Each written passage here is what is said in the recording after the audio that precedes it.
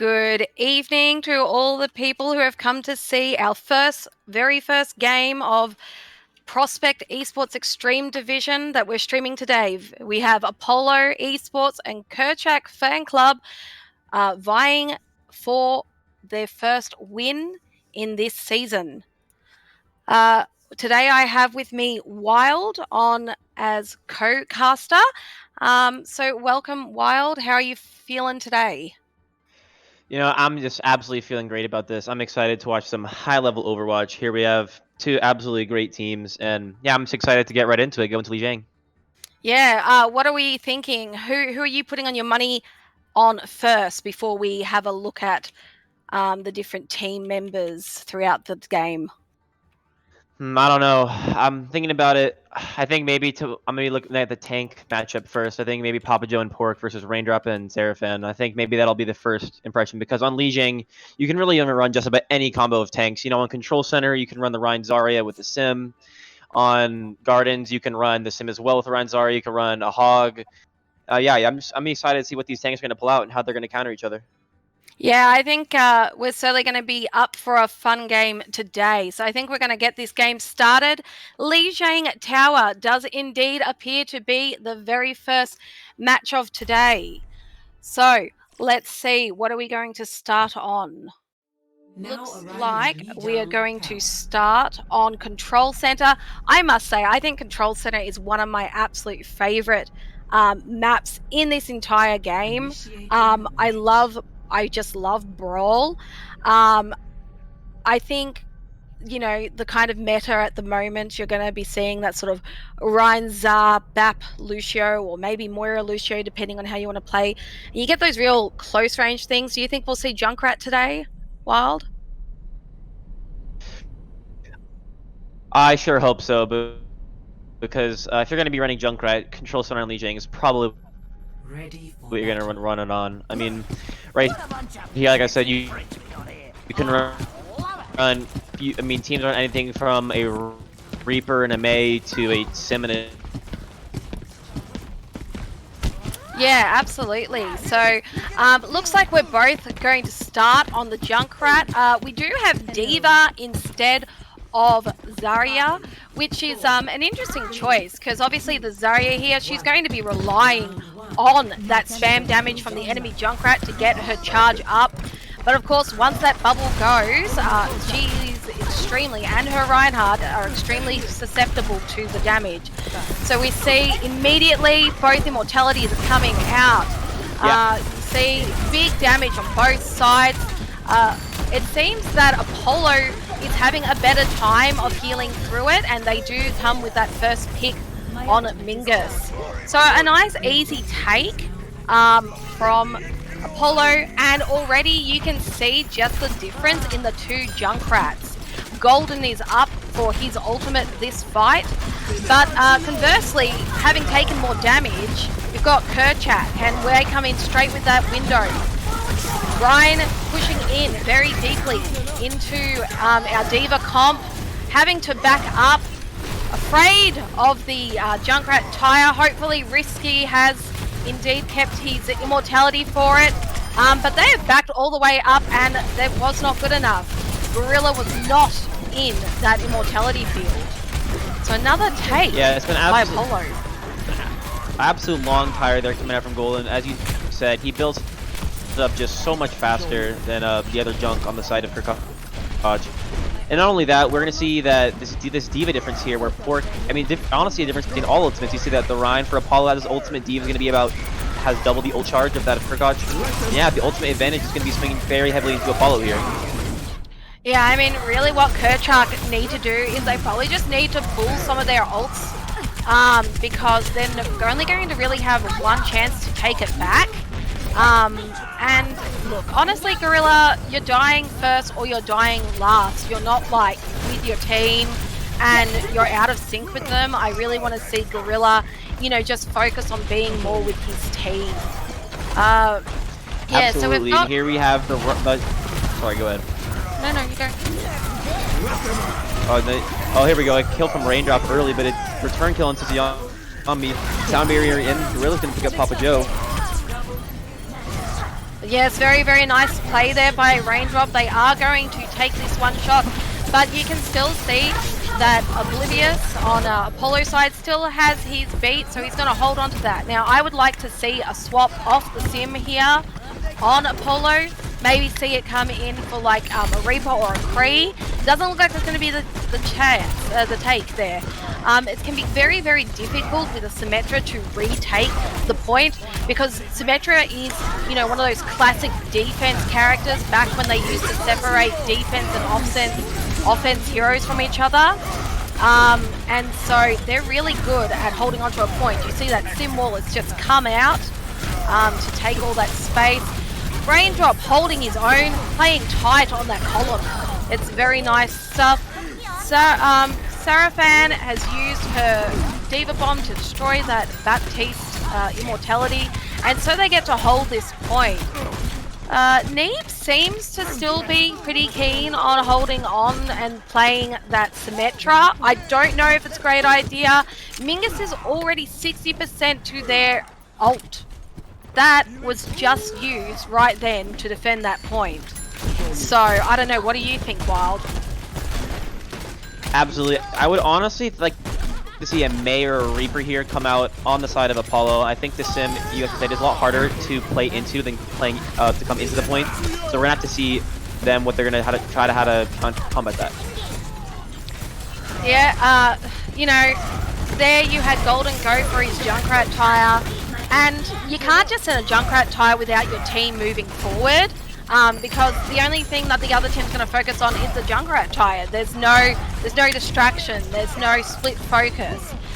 You know, it looked like this round was just going to go Apollo eSports way. Oh, big shadow by Papa Joe.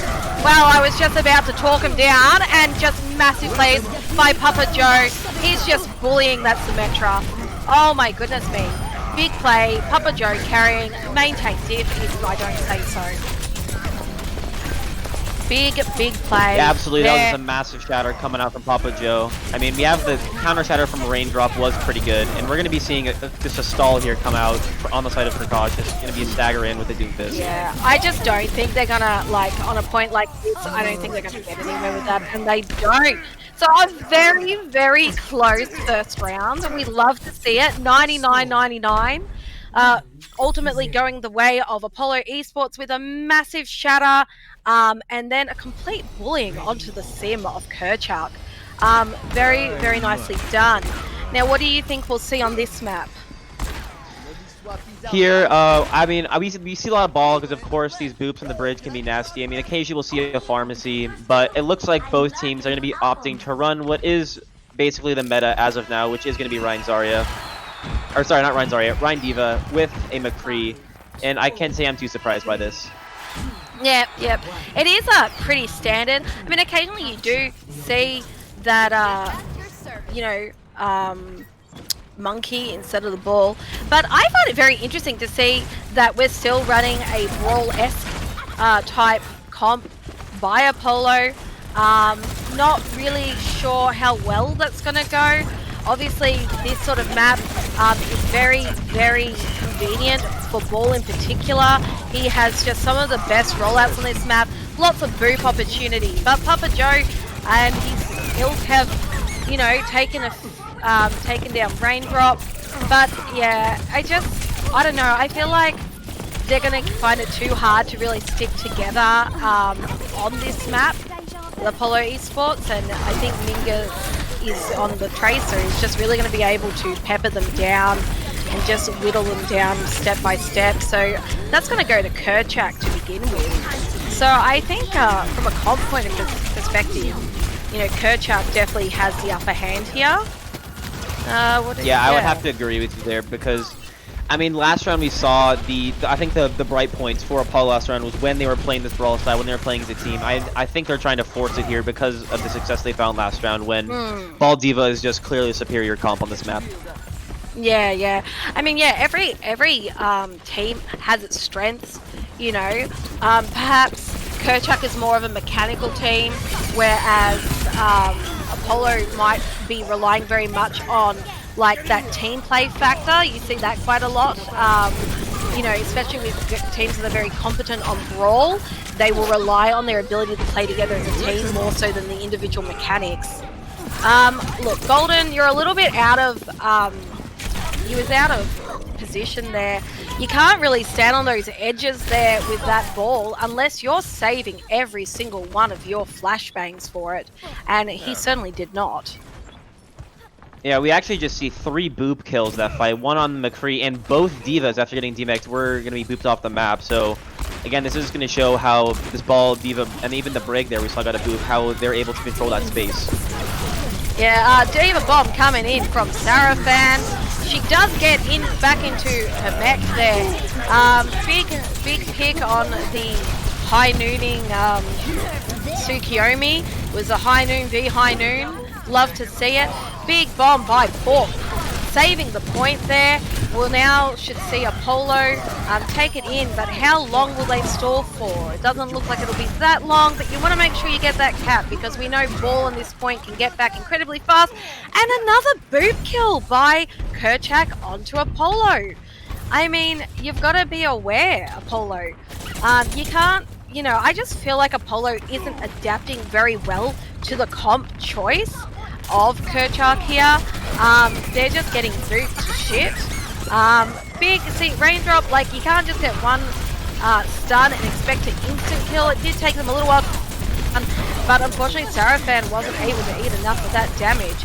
We have Lucette here being quite the DPS Baptiste, and certainly they're going to need it. They really need to have nice, quick fights, because the ability of Kurchak to sort of, with all their dive ability to get in and out quickly is very, very high. So you definitely do need Lucette on the Baptiste here to be doing their fair share of damage. Oh, pause coming in. Not really sure what's happening. Let's have a looky. Do you see, Wild, where the pause is coming from? Oh, Papa Joe down. No, maybe not. Yeah, I believe Papa it is Joe. Papa Joe. And on that fight, Raindrop looking like me in my rings games when I play ball, but this is exactly where Apollo wants to be if they're going to be running the brawl on this map. Once they have control of the point, it'll be much easier for them to hold it. As we said, when they were coming into the fight, there was a lot of boops. I mean, the Diva's got her 5-4 with the boop. The Ball's got boops. The Brig has gotten maybe 3 boop kills this map. So, and here I think that we're seeing that advantage of when Apollo is holding the point, because we saw that now that they can just play on point, and that this ball can't get as much value. But the pause is going to be over now, so we will return back to the match. Yep. Yeah. Apparently, Pork was on 13 trillion ping, which I greatly imagine was a bit of a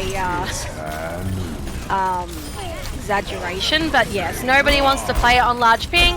But as you know, as you can tell, I am Australian and I play on ping all the time. So I say, just, you know, suck it up and grow some balls and deal with it. Let's see. So, bit harsh, I know. We got Lucette here as the only one with their ult, though Oblivious's beat will come in. Mingus and Tsukiyomi have their ults. Gorilla has their ults. I believe Kurchak should win here just based on ult advantage. 4-2, but big massive boops coming in from Oblivious. Mingus here, though, is just picking people off slowly but surely. 1v1 on the Traces, I do love to see those. Mingus has to get out. He's too low. He has no cooldowns. He has nothing. And there was no pack for him either. Tsukiyomi coming in. He's going to try and just stall this out a bit. But it's quite funny, this seems to be going the reverse of the previous one. Apollo is now going to hold out from being down nothing. You know, they're going to hold out here. And they'll take this second point as well, which is a first win, I believe. Trans coming in. Don't think it's going to be enough. We have Lucio and Traces just, you know, picking him off. There's no mobility on the support coming in.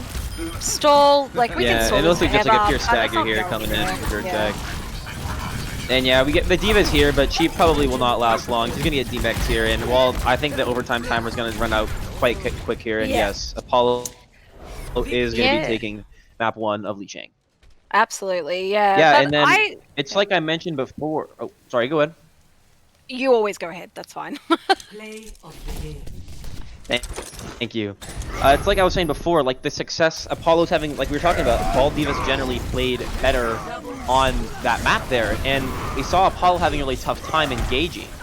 But once they were able to get on point and the ball couldn't find as many boops and they just had less, there was less CC, Apollo was able to find just way more success. Despite there's a little blunder on the last fight, but with a huge boop coming out from Oblivious, it does in fact save Apollo. But yeah, once they had point control, I believe it was a little bit too hard for that Ball Diva comp. They didn't have enough sustain to fight on point.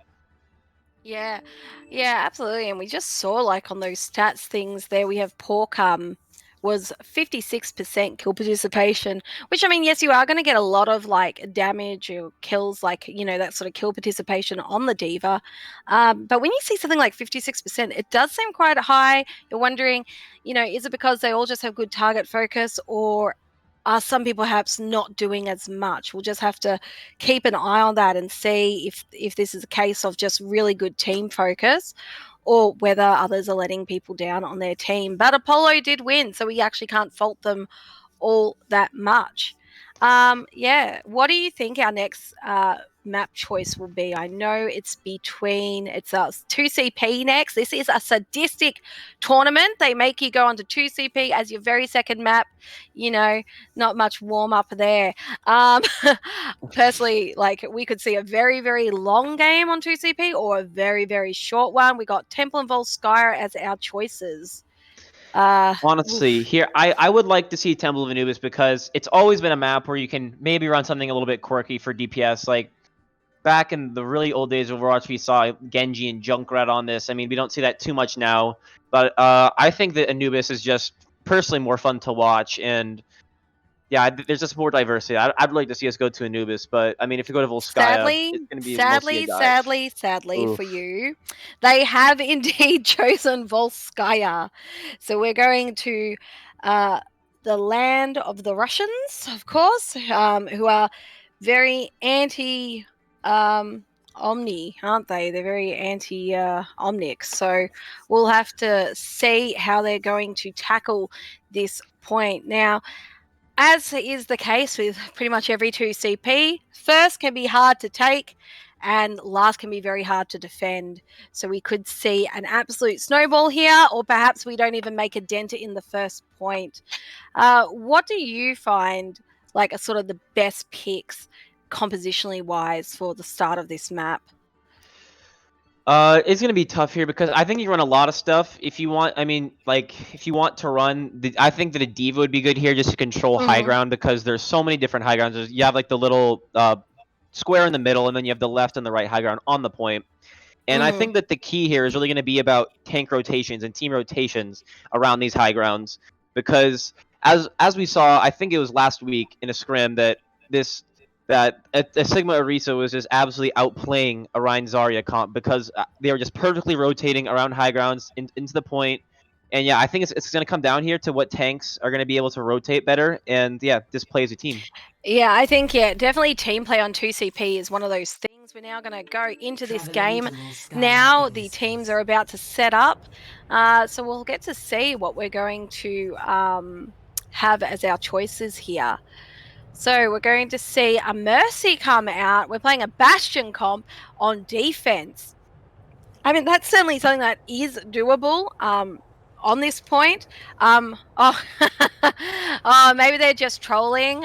Looks like it's not going to be a Bastion, because if it was going to be a Oh, Bastion, and there goes Pork. looks like we have a bit of, yes, Pork seems to be having problems with DCs, and I think we're just going to go to a pause there. We'll just put the stream, I think, on a pause, say, for 2 minutes while they sort out a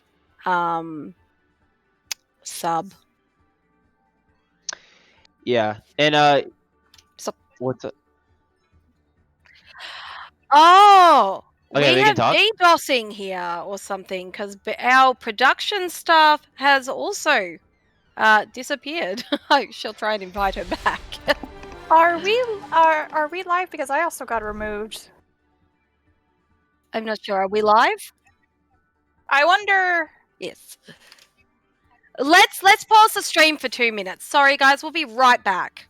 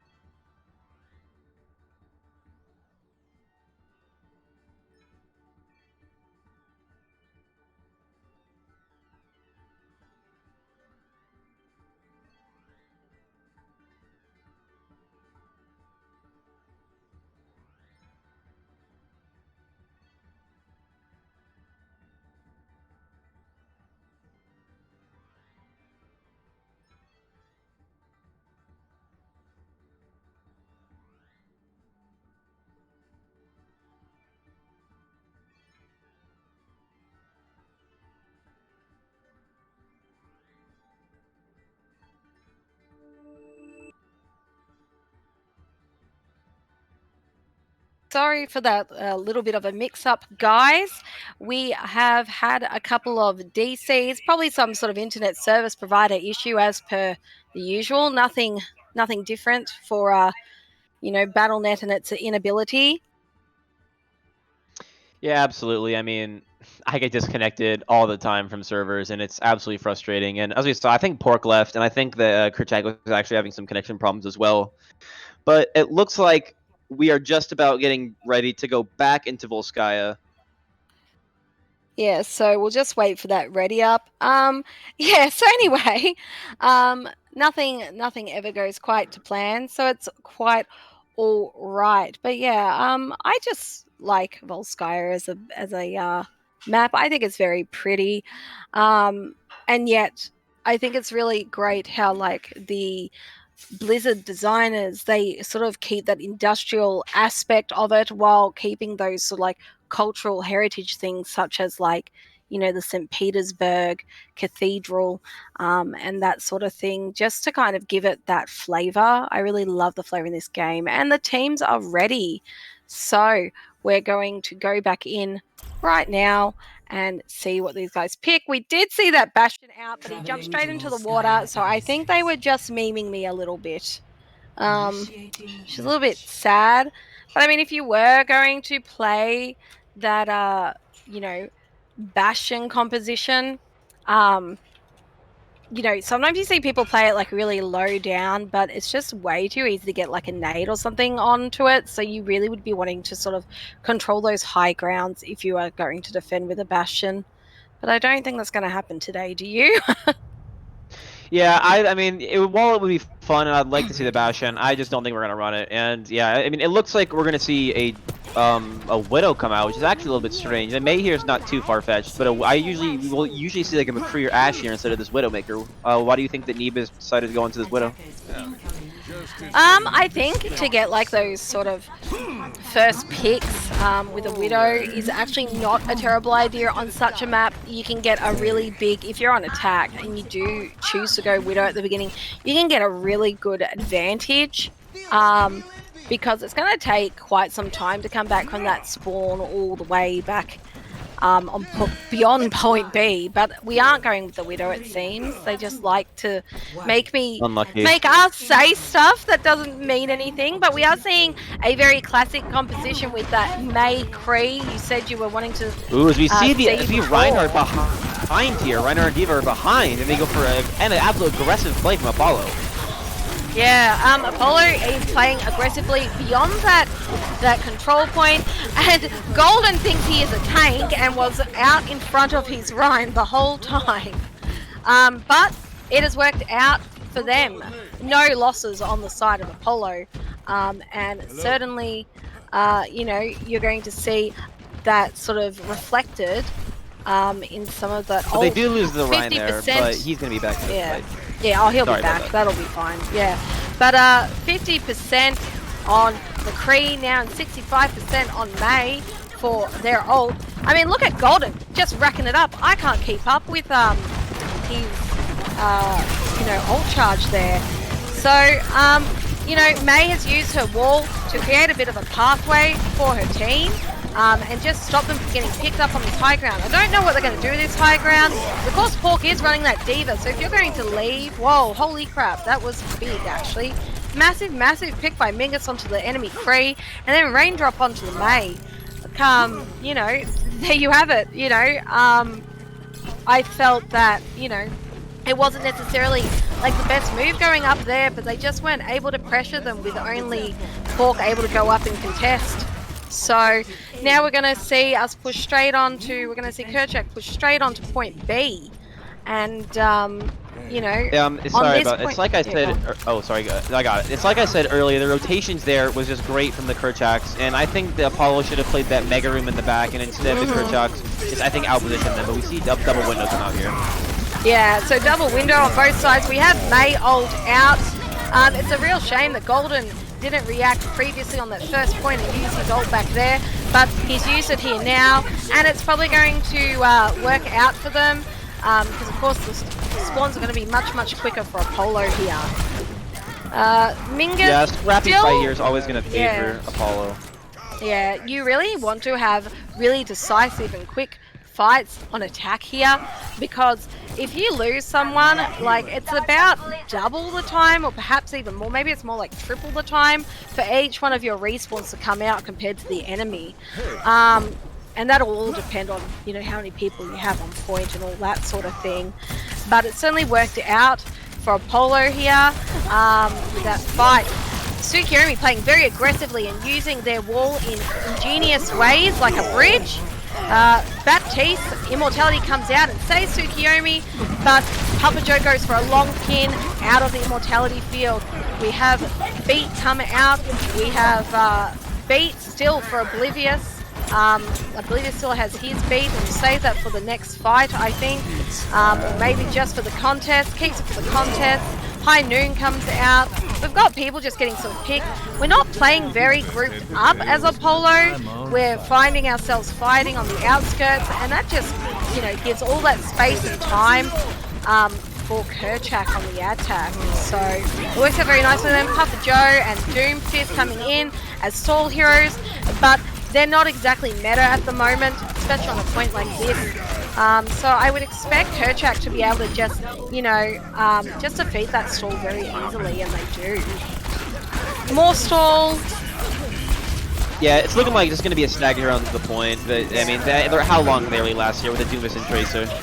Yeah, because Tracer being particularly squishy, sure she has recall, but she's going to use it. Maybe that's longer than I thought. This is actually like quite a good stall. They are shaving off that all-important time. With 2 minutes 50 on the clock, it's just going to make it harder on the attack to, on the second attack to cap the second point. And I think they took down a whole minute, I think about a minute 10 in stall, which is actually a pretty big stall. Switching sides. Yeah, I would agree. I mean, yeah, I think we multiple times, I thought at least, that the stall was definitely going to come short, but they end up taking down quite a bit of time off the clock. But I mean, 2:44 is a great time make on Volskaya because sometimes you can just get held this first point. So it's if you complete both points, I'd say it's a victory. But it was something I want to highlight there was just a great beat from Gorilla on the side of Kurchak because on the side of Apollo they executed a great flashbang shatter. And it actually connected to I think about 3 or 4, but then a huge beat comes up from Gorilla, and the aggression from Apollo actually gets punished because of that beat. They just have too much sustain, too much health, and that has led to them taking the point. Yeah, absolutely. Yeah, so this is a nice, potentially long game here. We have. Wait, are we actually seeing the Bastion this time? Did they hear It is me on the attack screen? here, so they might just be playing with us again. But if we do see the Bastion, I would personally be excited because you can sim TP through the left side, take the high ground with the Bastion, and we've certainly seen crazier things. You can do all sorts of things. You can TP him onto the front here. You can TP him onto the left here. You can go in and TP onto that bunker in the middle there. So it looks like, oh yay, they're doing it for us. It's so good to see a little bit of spiciness here. We've got the double shield to really support that Bastion. They are going to go through the main, and I think they're going to TP from this bottom room maybe. They're kind of thinking about it. They don't really, I don't know if they know where they're going. Okay, so we've got Ryan and another pause. It's a bit sad. I think this is on the side of the Kurchaks, but yeah,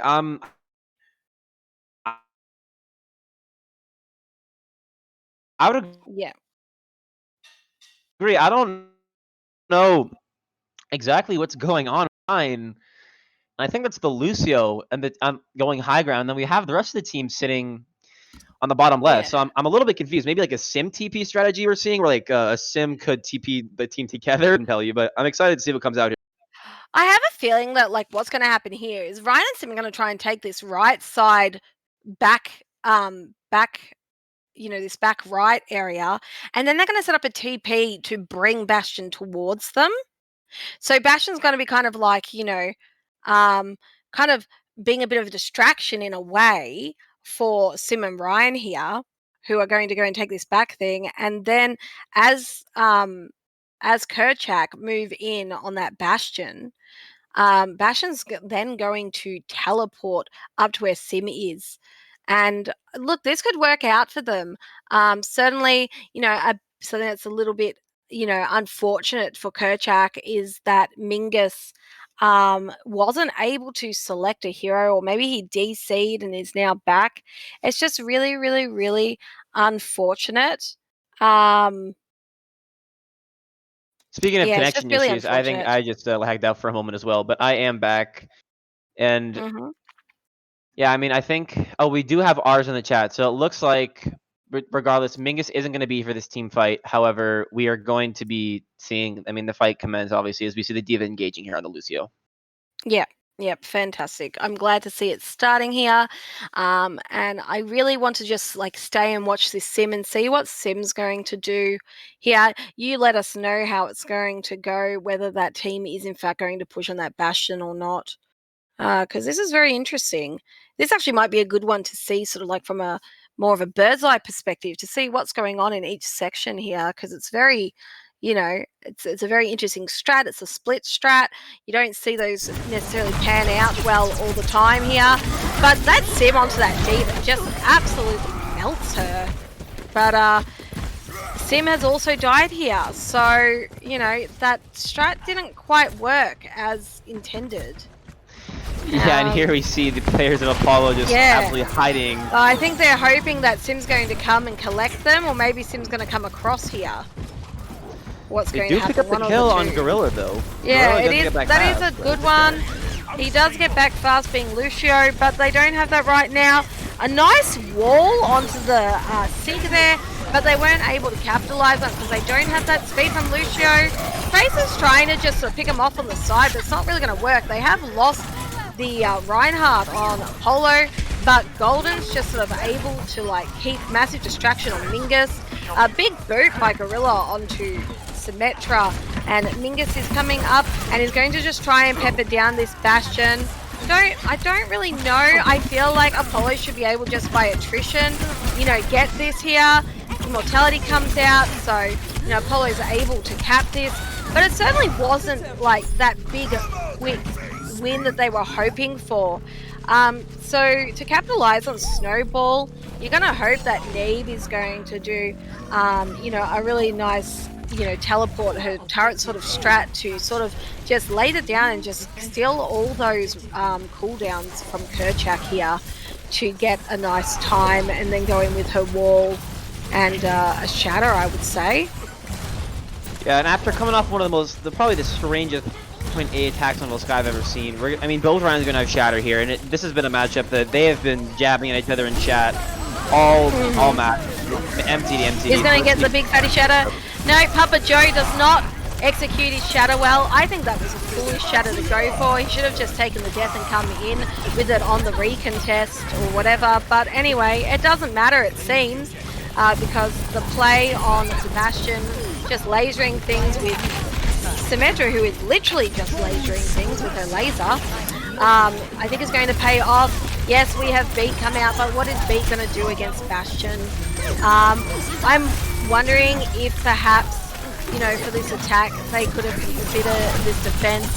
You know how Lucio came back on that first point? I'm wondering if he should have actually come back on Lucio. Because I think here, Apollo is just going to get too big, a setup here. There's no way to really run brawl into Bastion when he's like this, especially on recontest. It just isn't going to happen. And bringing out ball into Bastion is just usually a very, very poor idea. They do get help from this May. Another long stall. It's just so, I'm very impressed with the ability to stall by these teams. Yeah, I would agree. I mean, yeah, they are just staggering on, but they're doing it very precisely to make it so that they're going on one at a time, so that overtime is going to, not overtime, but they're going to gain progress very slowly. And yeah, they are going to complete with quite a lot of time left. And it's like you said at the beginning here, usually on Volskaya, you're either going to there's a chance you get stopped right at point A, you get full health, and there's a really good chance that you snowball and you just take it very fast. And we kind of saw that from both of these teams here. But interestingly enough, in a way, Apollo did much better on the second point than the first point, and Kurchak did much better on the first point than the second point. And so it's only ended up with about a 30-second difference, which, you know, after this 2-minute mark, 30 seconds doesn't mean quite as much as it does, say, between a minute 30 and a minute. 2 minutes 30 and 2 minutes, it's not a great deal of difference. You can both cap with time. You are both likely to cap with less than a minute. It's very difficult to take both points in 2 minutes 37 with more than a minute.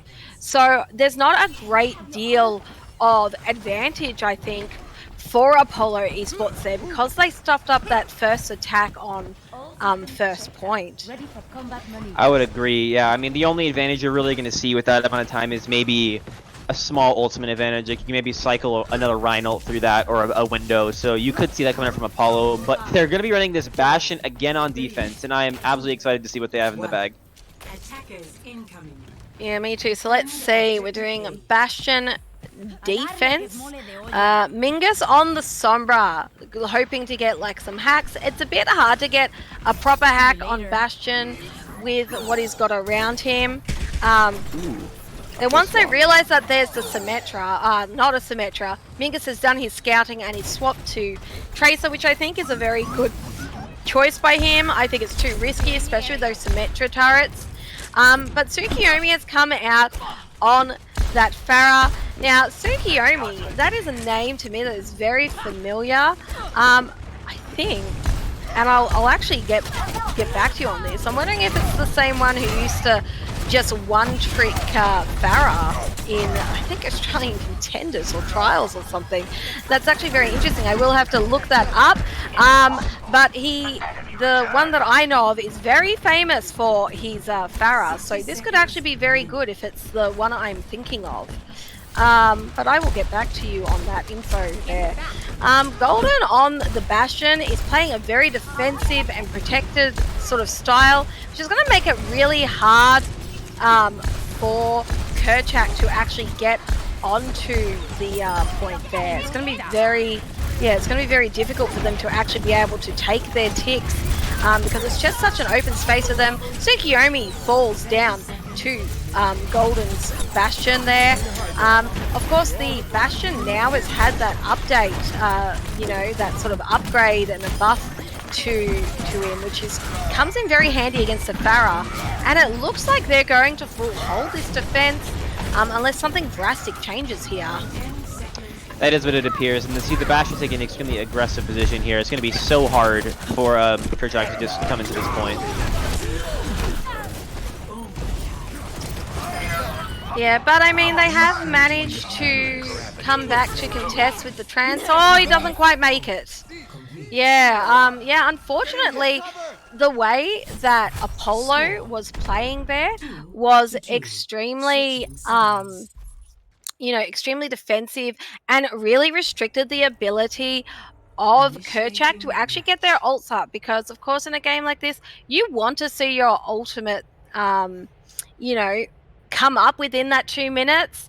And because it was exactly 2 minutes, and they restricted the farming of ults so much by their play style, Kurchak just wasn't able to just get any of their ultimates up, and so weren't able to make an effective push. So that was very well played, very good defense by Apollo, I felt.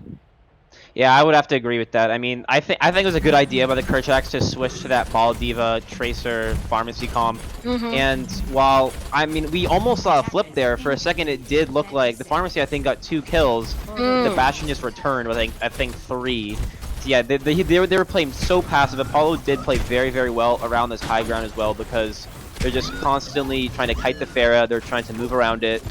The Sim turrets are up there to distract the Diva and the Ball from going in on the Bastion, or maybe trying to boop someone off high ground. And yeah, them playing slow just absolutely worked out there. Yeah, it's but good stuff by both teams. We're gonna see the Bastion on attack now. I think Golden, it's very, very funny. It's not Golden on the Bastion now. It's Neve on the Bastion. I don't know. Is this a bit of a flex here? They're like, it doesn't matter you know, which one of us is on Bash and which one of us is on Sim. We're going to get you anyway. Just seems like a bit of a flex. Certainly the chat has been a little on the banter side, a little bit toxic, if you will. Yes, Wouldn't be Overwatch. got a bit of a, oh, it would not be Overwatch without it. We've got a beautiful copy pasta going on in the match chat, which I'll read out to you in a second. Big picks straight Very on odd to play there them. from the Reinhardt. Yeah, I'm very confused. I don't know if they're like, I don't know. I wouldn't say this is a throw. They've got the time. Lucette is being able to like really farm up his ult really quickly, but we do see that swap off the Bastion to the Mei, which is, I think, a very wise decision here. I think, you know, get back to basics, play that meta. You know you guys have the better team play here. You know that is, you know, your strength. So go with it.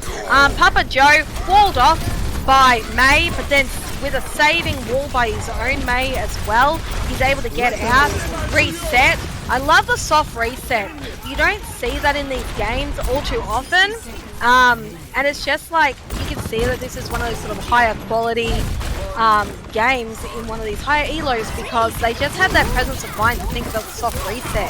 Tsukiyomi going in with his Mei ult, very well done, misses the DM, and he's able to just clean up shop there. So we have just one push left via Polo here, but the ult advantage is all with Kurchak. So this could be the first draw of the game, I would say.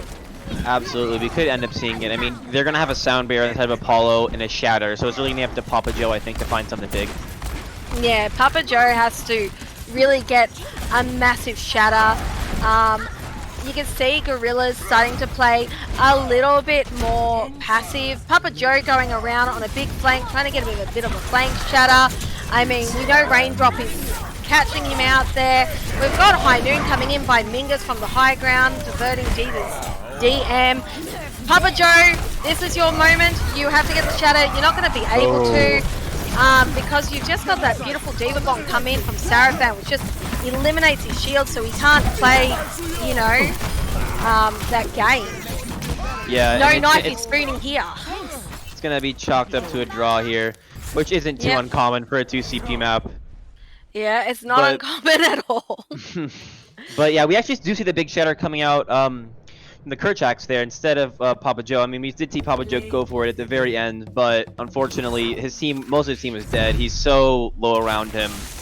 That's just an unlucky moment, but I think this is a pretty even showing from both teams. I think that we saw both of their strengths, and we saw both of them be able to outplay the opponent to an extent. Yeah, no, it was a good, very good game there, and I think we're gonna go and have a 5-minute break, and we will see you guys back in 5 minutes. Epic. It seems we have a consensus.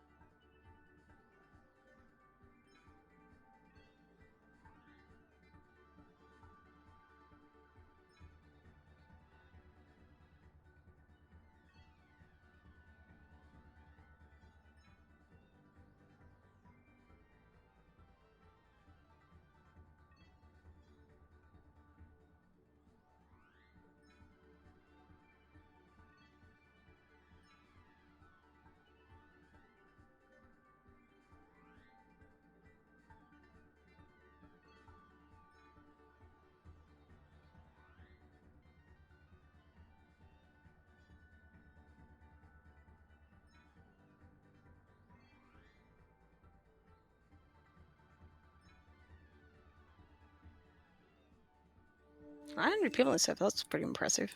Okay. I'm ready. Alrighty, guys, and welcome back. Wow, we've definitely seen a really, really tight game so far, haven't we, Wild? Absolutely, and I mean, we saw a very, very close game there on Volskaya that did end up in a draw. And I mean, the Apollo is going to be up 1-0, but the map pick is going to go back to the Kurchaks because they were the last team to lose a map. So what map do you think we're gonna be seeing here? I believe the next type is hybrid. I do think so. It's hybrid, which is Numbani and Eichenwald. Personally, I really want to see Eichenwald because, okay, so I manage a team in Australia and they just love Numbani. So I am just sick of watching Numbani games. I know Numbani's a nice and fun game, map to play. You get to play soldier, and of course, everybody loves to play legs, but you don't really get much of an opportunity. So I can appreciate that.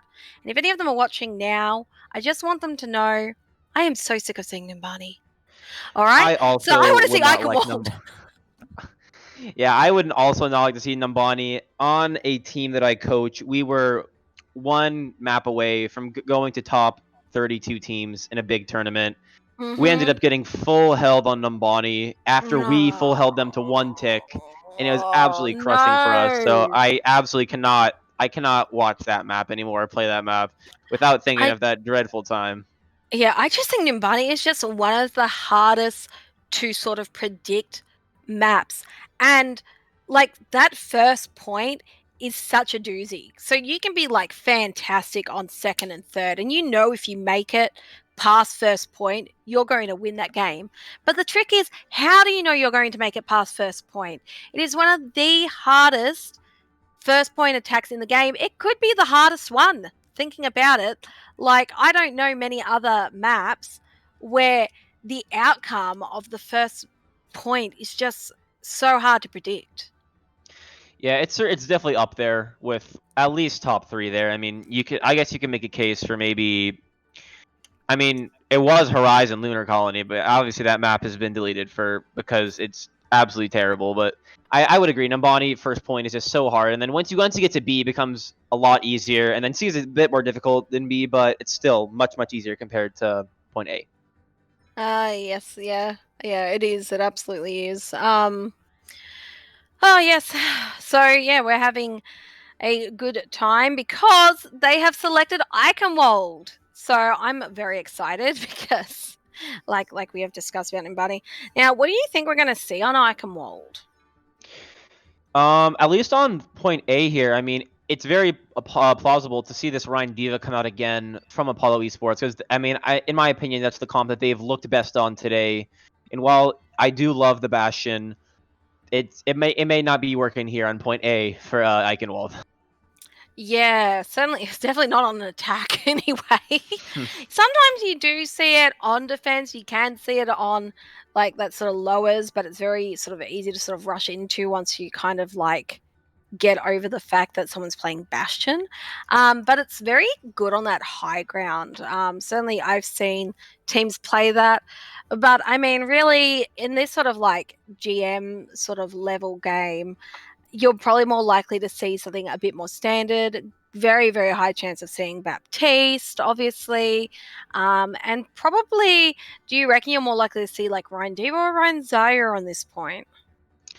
I mean, the meta tells us Ryan Diva, and I mean, we've seen tonight Apollo Esports they seem to prefer to run it, as well as when Kurchak Fan Club does choose to run a brawl, they have been running the Diva over the Zarya for the most part. So I think we'll probably see a Diva here. I mean, I'm not opposed to seeing Zarya. I love watching Zarya, huge grab combos, but I think that we're probably going to be seeing a Diva, Ryan, and maybe a Bap Lucio here. Yeah, there is the chance, obviously, on third where you get to play that sort of more intense brawl that like Zarya or something could come out there, where you don't really have as much high ground to really have to defend from. But yeah, we do have a bit of a swap here. We are going to see Apollo move over to the right side of the screen, and Kurchak is going to move over to left because they just want to be difficult. Personally, Yeah, I believe you know, that the opposite of I believe that the team that does not choose the map does get to choose which side they start on. So I believe that I believe Apollo here has opted into starting on the defense instead of the offense mhm. here, which again is pretty standard. I mean, most teams that I've seen or casted do like to prefer the defense over the offense first, just because you want to be able to set a win condition for yourself. You want to be able to stop them early, build some momentum. Yeah, yeah. I mean, yes, it is, generally speaking, defense is kind of easier. You get to set the tone of the map. But yeah, I don't know. It just makes it more difficult. Oh, okay. Um, Oh yeah, wait. Apollo would Oh be yeah, on I know. attack, Yeah, but left is it was attack. Yeah, left is Kurchak, attack. yeah. Oh wait, right is Yeah. attack. Oh, okay. Right is I attack, suppose I guess left is right is defense. attack. But I apologize. but yeah. Oh, so Apollo eSports has actually chosen attack, even though Kurchak were the ones to choose the map. Oh, that's trippy. That is Yeah, I mean, very trippy. That is actually a flex. That is like Apollo esports just being like, you know what, whatever advantage you think you have, we'll give you more advantage because it's still not going to be enough. That is salty. generally when we I do like it. see when we do see like a team vie for the attack, they may have a specific strategy that they've practiced, or they have something that's special they want to catch the opponent off guard. It's certainly that's usually what I find the case when a teams choose attack first, or like you said, it may just be Apollo's just they're confident in their play. They want to be able to get full complete early, try to burn their names into the enemy. Yes, yeah, it's quite possible. Yeah, that they've got like this strat. But the issue I find sometimes when you want to try a funky strat is sometimes you give inspiration to your opponent to then do even better and one up you. Um, so yeah, I'm wondering if that's really going to work out, the way that they want it to work out. But we'll Yeah, see. yeah. Only time will tell here. Like you said, like you can run. While I think the tank and and the supports here we're probably going to be seeing a Ryan Diva and a Lucio Bap. I don't know. I think you may be able to run a lot of different DPS here. I mean, Traveling to it's Eichenwald. not completely unheard of to see a May here with May walls into like Lucio speed. We could see a McCree. We could see even a Reaper. I Initiating mean, who knows? Maybe route. we'll see a Sim again from Apollo Esports. We don't know what they have planned. Yeah. Yeah, I guess we will find out very, very soon what they are going to run here. No one selecting yet. Yeah, I just gotta wait here, and like we said, it was a mistake. We actually have Apollo is gonna be attacking here first. Our mistake. So, yeah, Apollo is the pressure is gonna be on Ready Apollo to for come up with battle. something that is just gonna completely dupe the Kurchaks. Okay, so it's kind of metrish looking, except we've got Pork on the Winston, which is on attack. So I don't think that's actually going to be the case. I dare say that will turn out to be a diva. But yeah, he's just having a bit of fun jumping up and down. I don't know if he's trying to like say, oh look, I'm a monkey, we're going to play dive and it's totally going to fool you. Because I don't think it is, okay? I don't think it is That's not either how here. it works. And yeah, I mean, like I mentioned before, we do see a mirror of the May, so it's really going to be a battle of the walls here. Which May can get more value with those walls? Can they trap the enemy team? Can they block heals and stuff like that? Yeah, I mean, we do have Sim on the attack, which is a bit different. So we're going to probably look for some sort of TP. They TP over the top and get in behind. So now the defense has swapped. We now have basically Apollo is now on defense because they already own the point at this stage, and they're just like bodying like Raindrop off, and they just cap it just all too easily. That was Certainly, absolutely a Kurchak, great yeah. strategy there. Yeah, I have actually never seen seen it that before. before. It is fun. I think my team recently tried it as a bit of a laugh, but it worked out well for them too. So I'm very amused. Yeah, and that's Yeah, about who knows? like Maybe that's the meta now. Maybe the meta is teleporting behind. But yeah, I mean that was absolutely fun to watch, and it was perfectly executed. The speed just brought them right to point. The Kurchaks just didn't have time to react, and yeah, I mean point B here. It's all going to be about controlling this high ground, and right now the Kurchaks are going to be able to control before Apollo can get there. Yeah, it seems like Here we go. We've got another TP up to a high ground to take it. But this time, Raindrop is going to assert dominance on Papa Joe. And we've got Mingus just flashing. Was that a flash right click? That's just gnarly. Nobody likes to see that. Fan flash hammer. Nobody wants that. Get that off my screen. Oh, we might see a stagger here. Oh, it's going to be a stagger here on the Pork. I think it's going to be a stagger and a half. Papa Joe, you don't want to be there. You do not want to be there. What are you doing, dude? Just take death. Take the death. Reset. Not sure. But I will say that this main tank narrative has been absolutely fun to watch. These guys are absolutely jawing at each other in chat, and it's been absolutely funny to watch. And as you see there, Raindrop did get the better of Papa Joe there, but Papa Joe does have the shatter this time. So let's see what he can do with it. Yeah, so let's see. We have Papa Joe on the shatter with no opposing shatter from Raindrop. It's Seraphan. I'm probably going to use their. Oh my goodness, Raindrop! What are you doing? They had to come out early with their beat to keep Raindrop alive. We've got a bit of a 1v1 going on with these two Reinhardts. It's very exciting. We've got Seraphan chasing down and assisting his Rein there. So it looks like Apollo will lose here maybe. We've got Mingus getting a few picks. This is going to be one of those long fights again, and the long fights do tend to favor defense as soon as you get near this bridge. Absolutely, so, you know, and I mean, it was I don't know if we caught that, but it was a great play by Neeb there to save his Baptiste from that blizzard. However, it just isn't going to be enough because the tanks are going to be alive on the side of the Kurchaks, and they have too much to stay in there. They're not going to be able. The DPS and supports are going to be able to take down a Reinhardt. Yeah. So this next fight is going to be between tanks and DPS.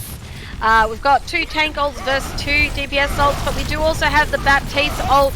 So we'd like to see a fire strike through. Oh, and it's massive shatter. That is huge. Big shatter with the combination of the Baptiste ult. So even though Golden comes in with his May ult, it's going to end Salt in a few picks. But I don't know if, technically this is going to be a fight win for Apollo, but I just think Kurchak is, going to be able to make it, not really mean that much. They haven't been able to push that point yet. We've got Mingus just pinging people down. I want to see him play a little bit more around those corners. I find sometimes he just sort of peeks out. And of course, Golden is now on that Hanzo, so that one pick ability is there. But Mingus just outplays him. Neeb is trying to just help his team reset. And certainly they've been able to take a bit of space here as Raindrop has to come back here. But this is a pretty, it's a decent defense from Kurchak here. They're definitely blowing down a bunch of time. Only 2 minutes here, but Papa Joe is going for one of those, big dick shatters here. And is he going to be able to finish it off? I think he is. He's just, he misses the May. You don't want to miss May, because May comes out with that blizzard of her. Yomi's big thing. Mingus with his wonderful high noon there just to own all that space.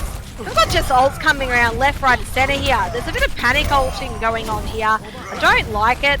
And all that's going to do is just help out defense, we had that piece ult, and Pork is being staggered, and that has just bought Kurchak so much time. But that was just an absolutely great ult coming out from the Kurchaks, because I don't know if you caught that, but the Doomfist got frozen, and he actually he's trying to get out by punching, but he actually ended up punching off the map while being frozen, ended up killing him, and you see he's 90% to their blizzard already. So this is going to be online for the next fight unless we give huge. That is huge. Tsukiyomi on the maze is something that's a bit gnarly and nasty. My goodness me. Yeah, and as you see, they're going to play. Kurchaks are playing very aggressive here, and very big here. Very big plays here by Kurchak. This is going to be a little bit difficult for them, to be able to take here. I don't see Apollo being able to actually finish their attack on this point. It's a long way to push. They might win this next fight, but there is more than enough time for a contest to come back in. And Tsukiyomi comes in with his ult here, which should be a fight win. Isn't as productive as one would hope, but there is only 10 seconds left on the clock, and Tsukiyomi is just right-clicking with his icicles like crazy. So I think this is where it's going to end for Apollo. We're most likely point. just going to see a stall here, and I mean, the Marine Maidens of Apollo are going to be gone. Reinhardt might be able to touch here, but he doesn't. And like you said, the ult from the Mei wasn't fantastic, but it got the job done. It got the Ryan, I believe, and it got, I think, one other person, so that resulted in the 2 kills, which is honestly enough to win that fight. Especially because your spawns are just way closer than theirs. Yeah, I mean, exactly. They just traded out the 1 for 2, which is absolutely a good trade. And And plus all that open area across that bridge, or getting to that bridge, just makes it really difficult. It's either the super tiny chokes or just massive open space, and it's very hard on attack to make advantage of that. Yeah, the Mei is just going to be spamming down there. I mean, the Baptiste can spam. They have a lot of there's a lot of spam there, and the offense have to walk through it. The defense can just sit back and spam through it. But we do have a pause here. I'm not sure what side this is from, but we are going to be seeing a pause. What do you think that we're going to see on the Kurchak's offense here?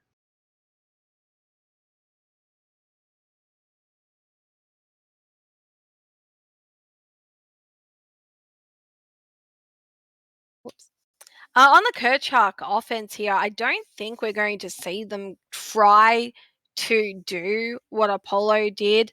Apollo says that they scrim this map a lot, so presumably they're going to, have quite a good defense strat. And being that sim strat is their own strat, I would suspect that they do have a pretty good counter for it. So I think we might see on a map like this, Tsukuyomi, who I do believe is the same Tsukuyomi who played for Forgiver in Australian Contenders. He's very known for his Pharah, and we know that first point with that tower, that clock tower, that Pharah can be quite strong. So we might see a Pharah come out here. I would like to see it. He was quite very much known for that in Australian Contenders. But we'll see. His Mei is certainly proving to be a force to be reckoned with. Whether he's freezing, walling, or right clicking, he seems to have a very, very good handle of her kit. Yeah, I agree with that. I mean, we've seen. I thought his Mei was actually great there. I mean, on the point B at the very last second, he had a lot of patience to hold on to the blizzard, and he used it at the exact right moment. I thought for a second it was going to be too late, but I was wrong. He was right. It was absolutely perfect. It killed the Doomfist. It froze both tanks, and it absolutely clutched out the fight there. However, if Pharah really isn't too far fetched here, because I wouldn't be surprised to see from Apollo here maybe because we've seen them run a lot of sim here. I would not be surprised to see another sim. And Pharmacy is pretty decent against a symmetric comp, especially on this map. You can take the high ground. You don't have to deal with the turrets on the entry. And I mean, who knows? They might even like if they want to run, especially if it's a Mei sim, then Pharmacy is going to be putting in quite a bit of work on the offense here. However, Yeah. I believe we probably will just see the Mei again, but I would like to see a Pharmacy come out because we have seen his Pharah. It looks good, but the Mei is also looking very good right now. Yeah, absolutely. I think it's not going to really be a case of, whether we are going to have that, it's really going to play more around what the rest of the team is wanting to have than what, say, Tsukuyomi's skill is. And they're both very, very good DPS. It's always good to see, you know, that both DPS are able to really get that, they're able to take care of themselves, because it's not uncommon to see, teams where, there's a carry of the team and then everybody else is sort of substandard. I'm really enjoying just seeing these two quality teams come out. It's very nice to actually see such a good contest of quality teams.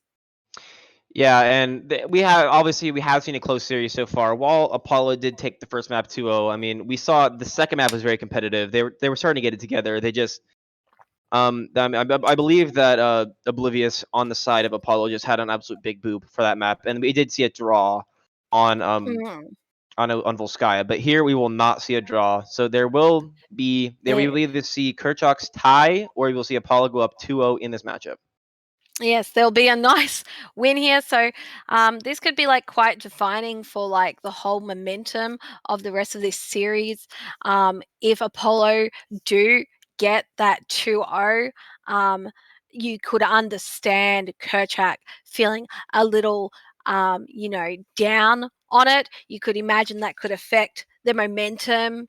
It might just seem that bit too far to go to get to 3-2 reverse sweeps. When a team does reverse sweep, that is a great deal of mental fortitude. So I guess time will tell.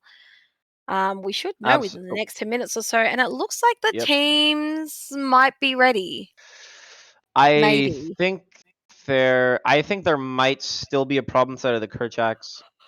However, it doesn't really matter here because we're gonna be getting going soon. We do have an R, so I believe they are ready.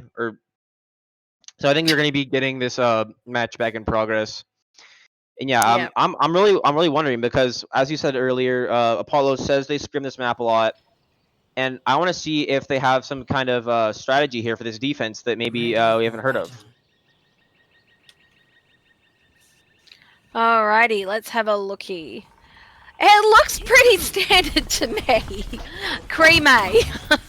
Yeah. This is about what I was expecting of a normal team. But I mean, Yeah. if it works, don't change it, right? Don't fix it if it's not broken. So I Yep, mean, don't one pick fix it if that it's not I'm broken. excited to see here is actually this Tracer on the side of the Kurchak. I doubt that they're gonna keep this Tracer. I think he's probably just on Tracer right now, have some fun in the spawn. But if he does keep this, I think it'll be a very interesting matchup versus this Kree. Yeah, absolutely. Oh, he switches. I do like Alright. to see these Krees. Let's see. What do you think sort of, the biggest sort of win condition here is going to be to sort of secure this? Like, is it going to be a rotation thing? Whoever I rotates think it's right is gonna there, do the May better? walls. That I think it's May absolutely the wall. May walls. It's Whichever gonna be May all has based the better on May walls. I think whichever that's May very can space possible. better. Probably Oh, how the it's going great to wall be. coming out.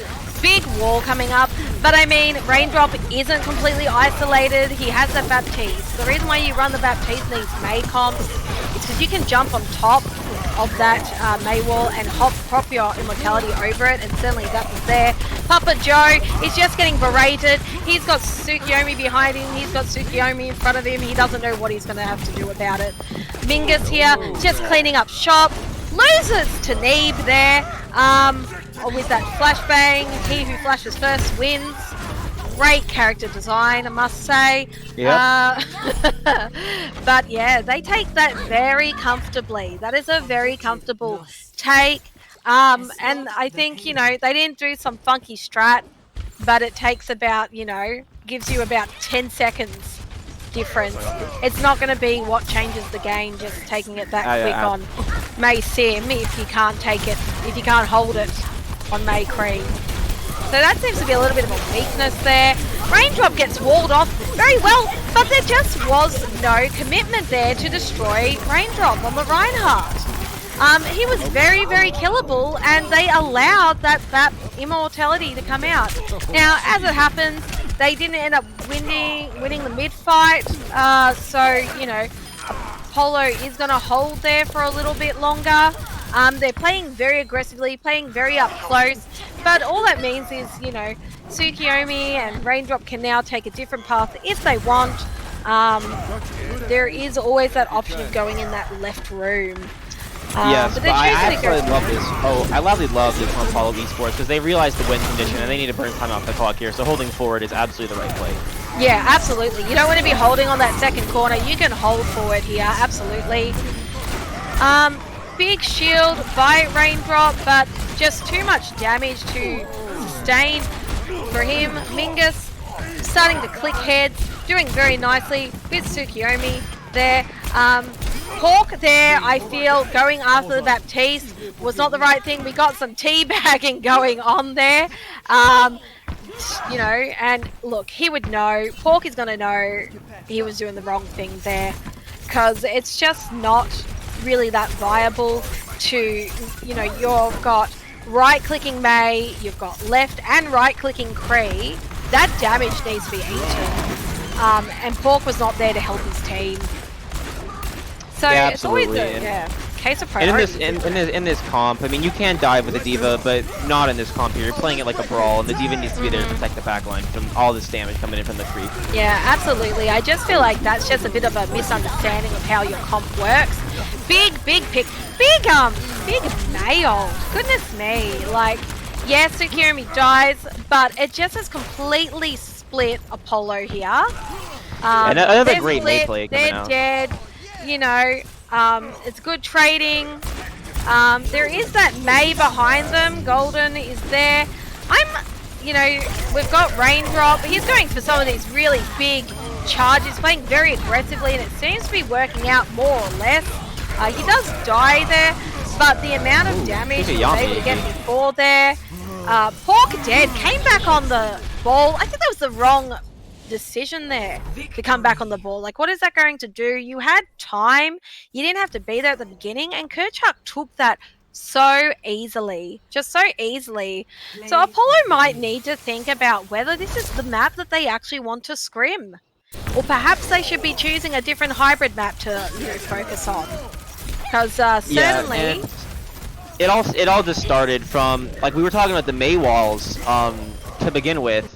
And I think that I placed a lot of emphasis on it, but the May wall did, like you said, it didn't only partially separated Raindrop, but Apollo just played very, very aggressive into it, even though Raindrop still had a lot of access to heals, and that over-aggression, I think, is what caused, I mean, obviously the first point to be capped, but then from there it was a bit of snowball with ultimates, and then I think as a couple outplays there on the May and Doomfist. The Doomfist at the very end was actually huge, and you got a couple picks there by Tsukunami, but yeah, just an absolute good showing coming out from the Kurchaks. A good comeback from a draw and a loss. Yep, absolutely. Yeah, I'm very excited. I love how close this game is. This series is like so close. Certainly there is a lot of flaming and calling out on the between Apollo and Kurchak. We might just show the viewers some of that for a little bit of a, you know, an idea to just see how extremely passionate, we'll say, these two teams are about winning. However, it does seem that at the end of the day that it's just simple teasing. There doesn't seem to be any really ill will in between these teams. But regardless, it's absolutely, you like to see it. It's funny, it's banter, and it just shows that both teams are excited to be playing each other. They're happy to play, and that they're able to take a little bit of jokes along the way. And it does look like here that for Escort, we are going to be going to Route 66. Yes. You guys probably all laugh when, because I'll call it, and you guys will probably have quite the giggle. But oh well. It is what it is, being with my accent. So anyway, Route 66, as it were, is going to be a good test of teamwork. Who's going to control the high ground, I think, on this point, especially on first and second, is really going to be the definitive factor here, especially like on second, as we can see on the, you know, stream here. You can see all that high ground there is just like, it's very hard to push through that, especially if you're going to be running, again, this sort of Kree. You can see a bit of Ashe, you can see Widow, you can see Hanzo, you can see May. All that great single shot damage that's very viable on this point is very, like, this is where it comes down to. It's really a bit of a DPS check, I think, this map. Absolutely. And yeah, I mean, we're gonna be seeing what's been pretty standard here on the side of the Kurchaks. We have the Rhine Diva with the McCree and the May Bap Lucio. But I mean, as we're looking at, we can't really take what's happening on offense too seriously because they usually swap. But if we do end up running this Junk or this Hog, I think that would be pretty exciting. But I have a feeling that we're probably not. Yep, and we're gonna be. Oh, the Junk is back. Attackers Oh, so we're gonna go with McCree Hanzo here. Kree Hanzo, yep, so got that single shot damage. Oh no, Kree May. I think he was just seeing if he could get that one shot thing. I think if you are going for like a one shot snipe out the door, I think you really do have to play Widow. I just don't think, you know, in terms of, I guess, critical accuracy, like with Hanzo it's much less likely, isn't it? Golden here on the May. Doesn't really seem like having to use his block so early. Gorilla just going for those little peeking things.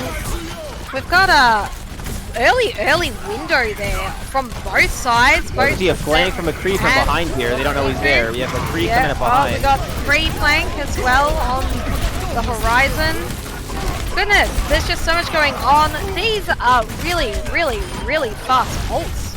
I mean, that's crazy. We've got all these ults so early. That was 1 minute. 1 minute, and we had 1, 2, 3, 4 ultimates, including a grab. It's pretty nuts. Like Yeah, that was a very fast team fight, but it was a good shatter from Papa Joe, and the McCree flanking from above just put out so much damage. But it looks like here that the Kurchaks are going to be able to hold the high ground. Yeah, we do have Raindrop. He goes for these aggressive shatters and he's not being punished for it. His May is certainly helping him out with some pretty good objective walls. I feel it's like... a nice wall. Yeah, it is a lovely wall. We do have High Noon coming out here by Mingus, which might come off soon. Takes it Oblivious, probably doesn't need to use it. He's been given a hand up to the high ground by Apollo here, and that didn't work out too good for Apollo. But, so I mean for Kurchak though. Which Yeah, is we did see there, disappointment. you mentioned Raindrop's aggressive shatters, and he went for another one there. He didn't get much, and the Blizzard comes out from Golden, and it's going to be able to catch him, and I believe 2 other members as well. I believe the Lucio and the Diva. So it's a big Blizzard, and that was one of the times where that aggressive from Raindrop did not pay off for the Kurchaks. Yeah. We do have Pork. It's coming up on his grab now here. I don't know how good it is to run Zarya on this point. Perhaps he wants to use his grab and swap off, but we shall see. Big grab, gets 2 or 3. Tsukiyomi uses his ult, just trying to, you know, stop the aggression and momentum there of Apollo. And it works out very nicely for him and his team. Kurchak are able to solidify their defensive holding position. Now with this May, it can get really gnarly in this area, especially if the point actually rolls back into that tunnel. You can actually like hole up in there as May for like endless days and hold it right there, but it hasn't quite gone that far back, so they've taken a longer range fight here. Like Kree ult comes out, but that's really just to buy some space. Yeah, it does force here the Kurchaks to back up, but they're going to be, I mean, they're going to be contesting high ground from here though. Yeah, they're contesting the high ground. Like, I think just seeing how much value these teams are able to get out of their May walls and stuff is like just huge. They're using it for every possible way developers intended and otherwise. Yeah, absolutely, and we do see quite a strange shatter count out from Raindrop there. Only catches the Lucio and he lives, but then we get another good Blizzard from Golden, another good shatter from Papa Joe. I mean, those two have really been in sync. Not to say that Raindrop and Tsukiyomi haven't, they've been playing great, but the sync between Papa Joe and Golden has really been showing up on this map. Yeah, it really has been showing up on this map. It really has. I think, you know, Golden May just works so much better within his team, but I think in terms of flashy play, I think Tsukiyomi like has wins that contest. But yeah, I think you really do see a lot more of that team play or synergy coming out of Apollo than Kurchak. And yeah, I think that's been actually a theme we've seen throughout this whole series, is that the team play of Apollo has looked not significantly better, but noticeably better. But I mean, some individual plays coming out from the Kurchak made all the difference. Yeah. So do mechanics or team play win? Stay tuned for the rest of this series. Seraphan sort of popping off there on the D.Va. I really don't like to see the Zarya on this second point. I don't think it's been worth it. The first map that came out on this second point didn't really get them anywhere, and you are just seeing like Mingus and Tsukuyomi with the right click able to just like dominate it. Tsukuyomi walls are keeping them out in the open, and they really need something to protect them when they're out in the open like that, like the defense matrix, and they're not getting that. So I really think, here we go. So, the grabs come out, and it's a bit of a funny, sort of strange one, and it hasn't really panned out as well as it might have. And I don't think we're going to see Apollo actually take this second point here. I wouldn't think so either, because the Zarya is going to get staggered here pretty bad. Hawk has lived. He lived all that time. He's halfway to another grab, but they still didn't win that fight. Yeah, I agree. You want to hold the high ground here with D.Va, and well, the Zarya is not a bad pick. I mean, against what they're running, the high ground is so important there, and I just don't think the Zarya got as much value as they had hoped. We do have the pre-ults coming out. Maybe we are going to win here on an overtime push. Hawk is now coming back on the hamster, and they will actually cap this in the overtime. It's a nice combination of DPS ults there by Neeb and Golden to secure that point. Absolutely, and let's see if Pork is going to go Zarya here or go to the D.Va like we've been talking about. I anticipate he is going to be going to the D.Va. I absolutely think that's a better play. I mean, even though the high ground's not as prevalent here, I think D.Va is an overall better option. Yeah, D.Va, I think D.Va on this point is a better option. I think this, if I were going to say, Pork really wanted to play the Zarya on a point, this is the point I'd play it on, but I still think, that high ground, especially on defense here, it is very important that you play D.Va. We do see some more teabagging coming out from the side of Neeb, who does flashbang fan the hammer Mingus, which is actually a bigger kill than you might think, because Neeb's spawn is going to be much closer, and the McCree's just not getting back. Another nice couple of walls there to both attack and save Orion. Windows, that is a weird window.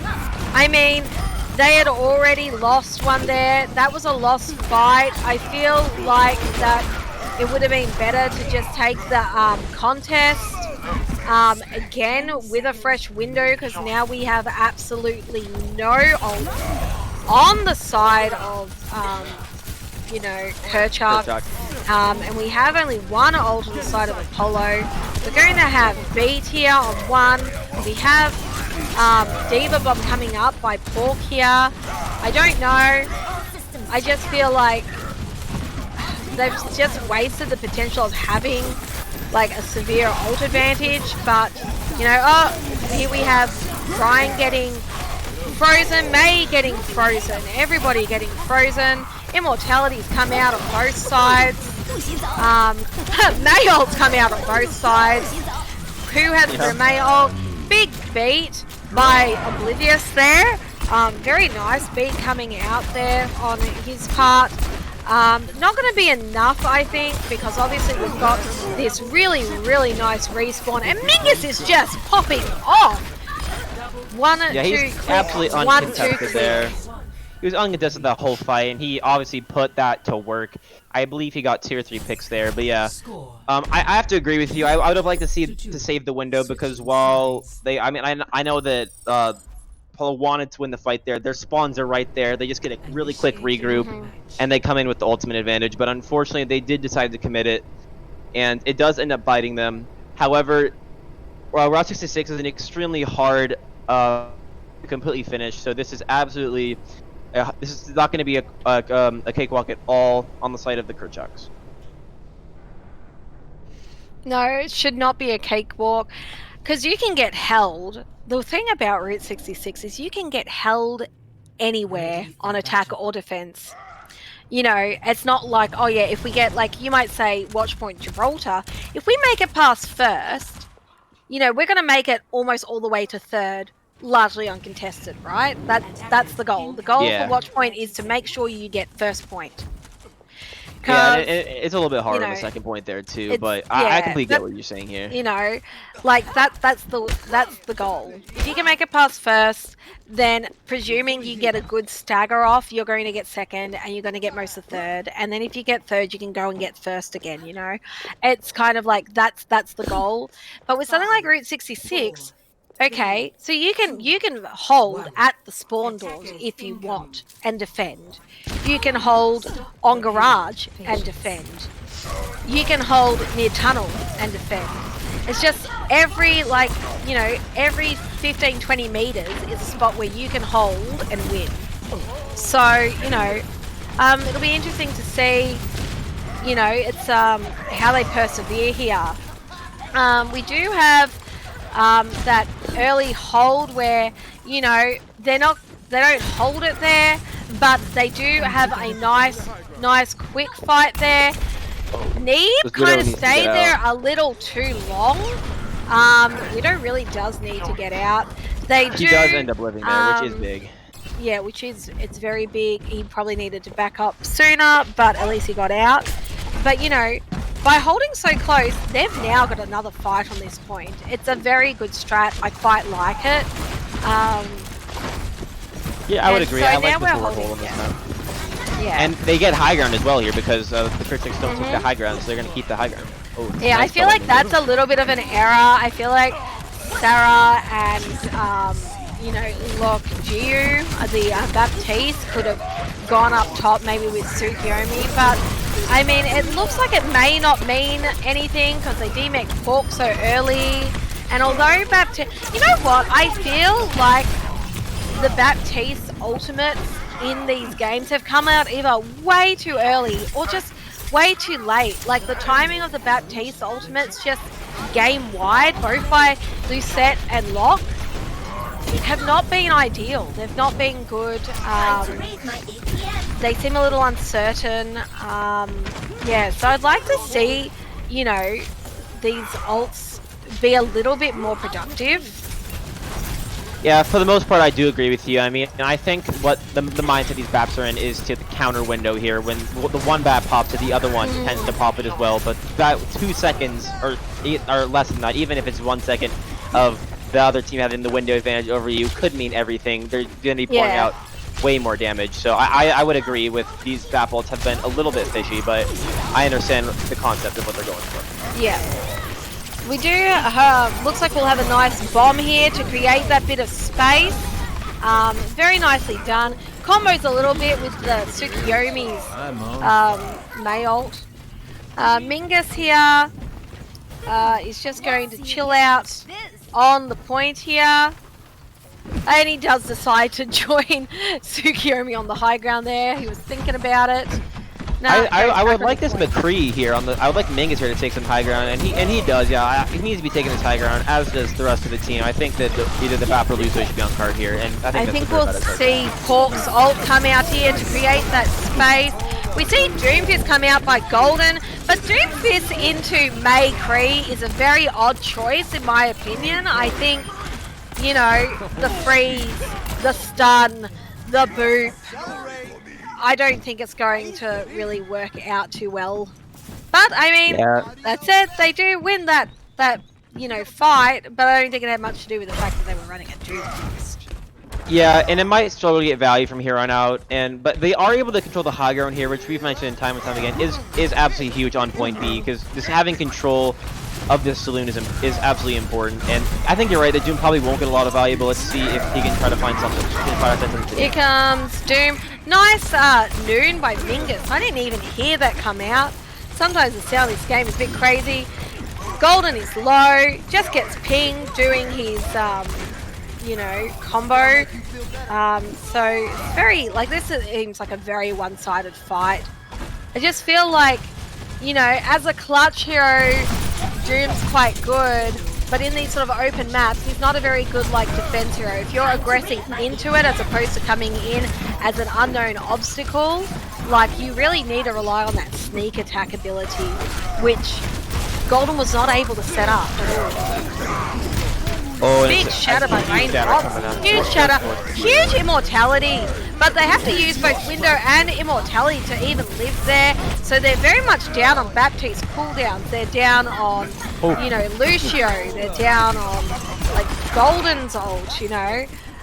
We have, coming into this, we're going to have 4 ults on the side of Kurchak versus 1, maybe 2 on Apollo.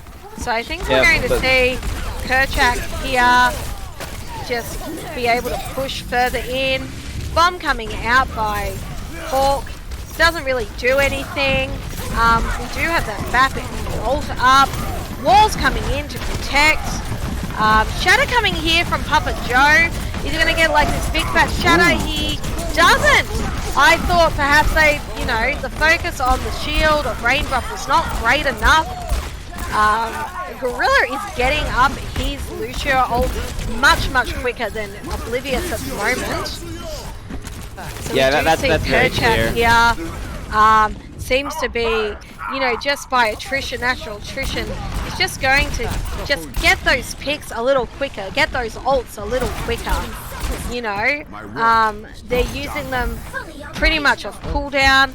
Neeb coming in with a couple of clutch picks there. And I think right here that the other yeah, the Kurchak just has a full reset here. I mean, it was a good try, and I think it was very the Neeb with the 2 picks there kind of solidified that fight win. And as looking on the side though, the ult economy is actually quite switched. I think that Apollo has now the ult advantage. They're coming up on Shadow. They have the high noon and B, and I mean they're not going to be dealing with much from the Kurchaks.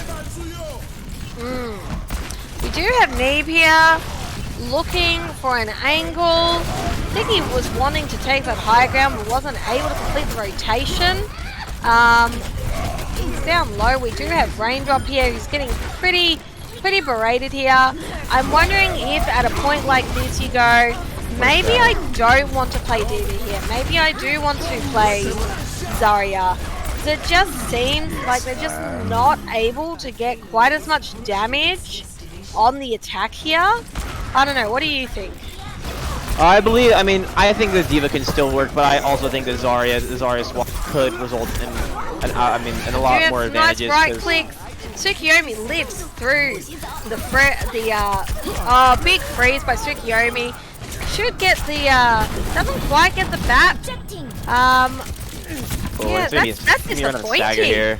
That is disappointing. You need to die, Sarah. Oh my goodness, this is unfortunate for you. Oh no, that's easily 5-10 seconds off the clock. But I mean, she's going to be coming up on the ult here, so while the Zarya might do more because Raindrop's playing extremely aggressive, I mean, we're going to have the bomb here, and so far I've actually thought that Sarah's bomb's been pretty decent, so let's see if she can make something happen here. It's only going to be her and the McCree ult, so it's up to them to make a play.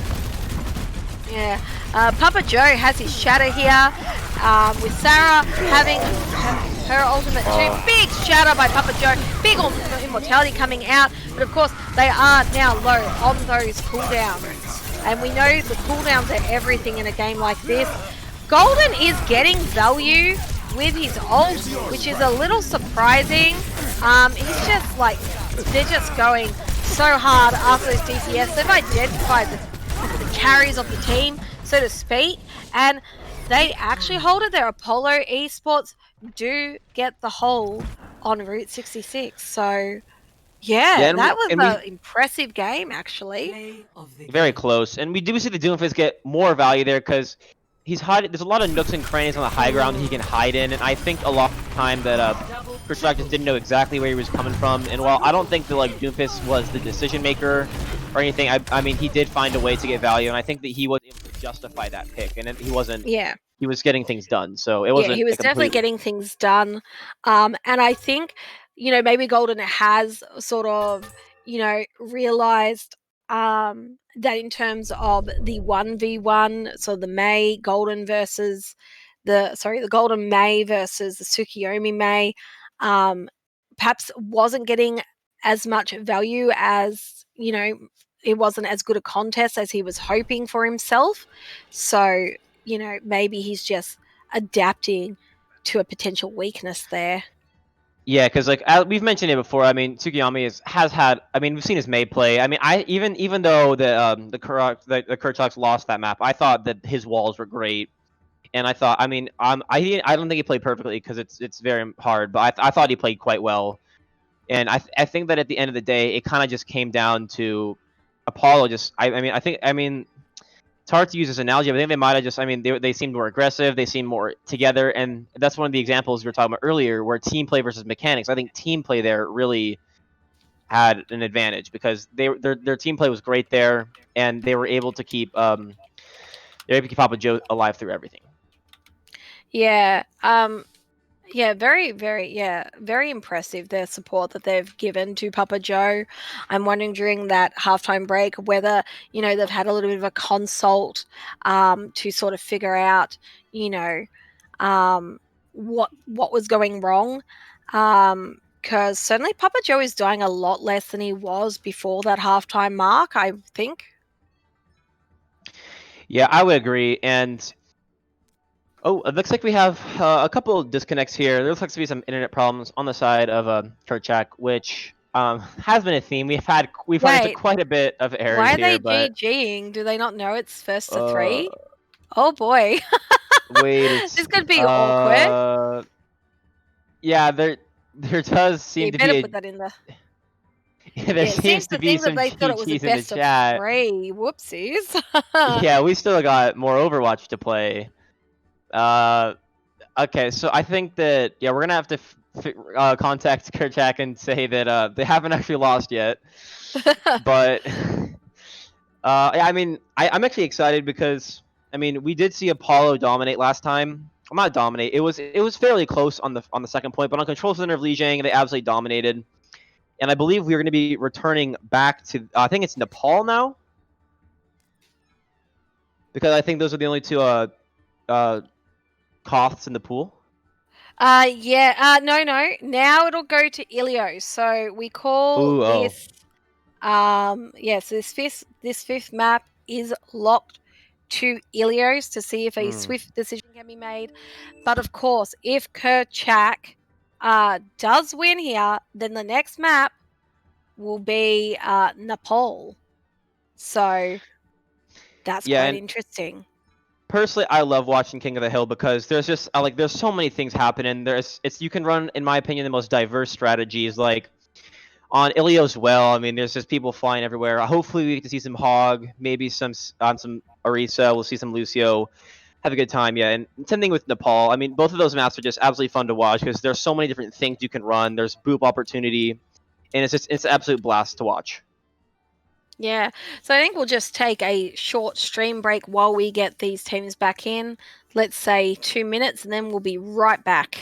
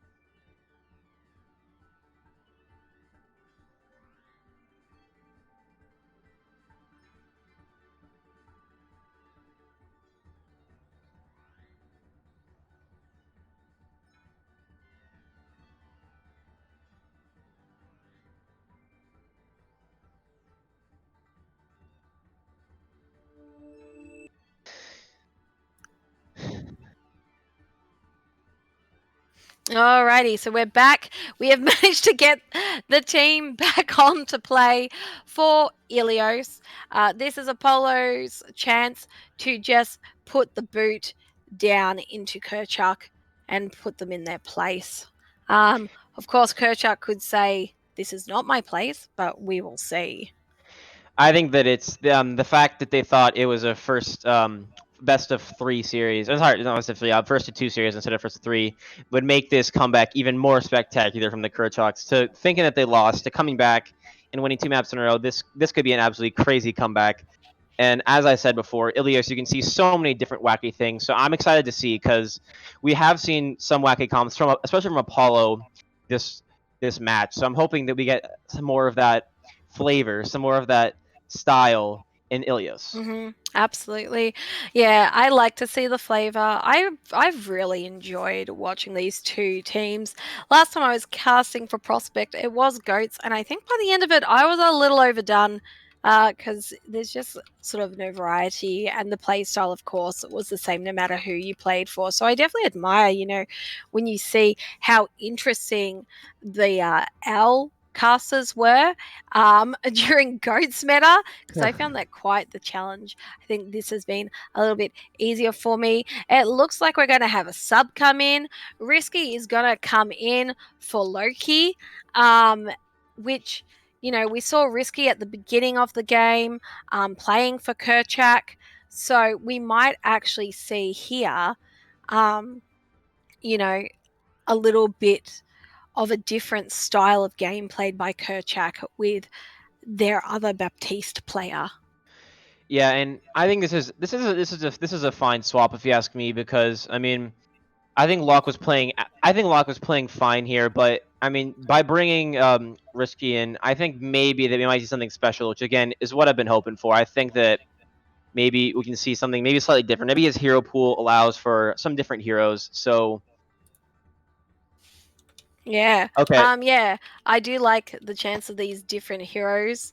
So I think we're just about to get the ball rolling on so this from game here.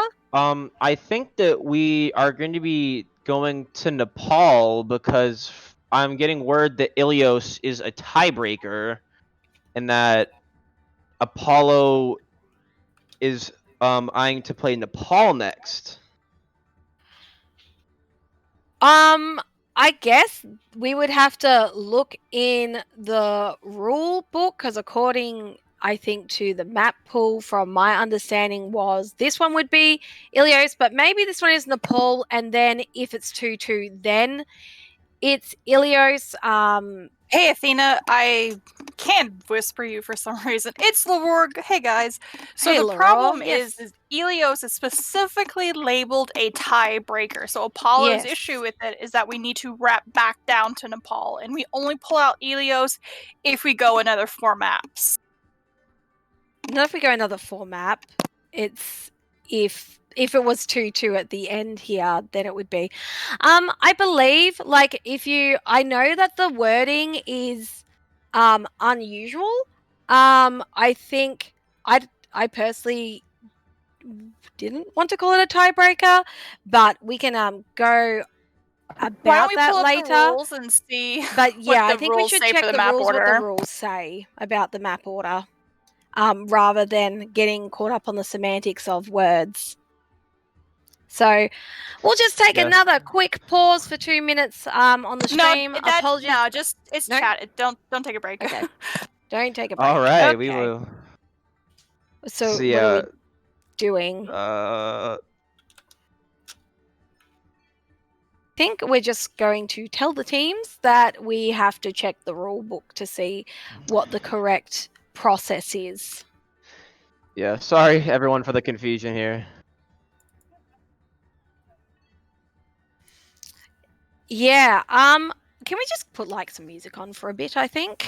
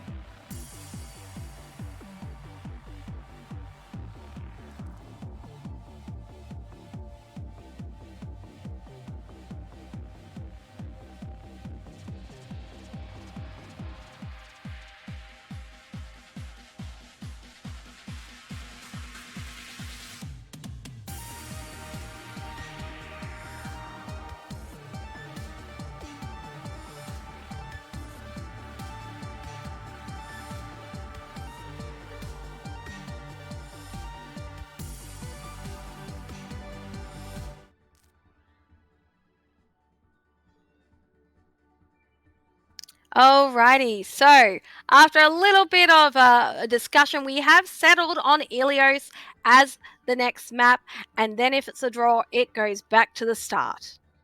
So we will have a look at adjusting those graphics for our next game.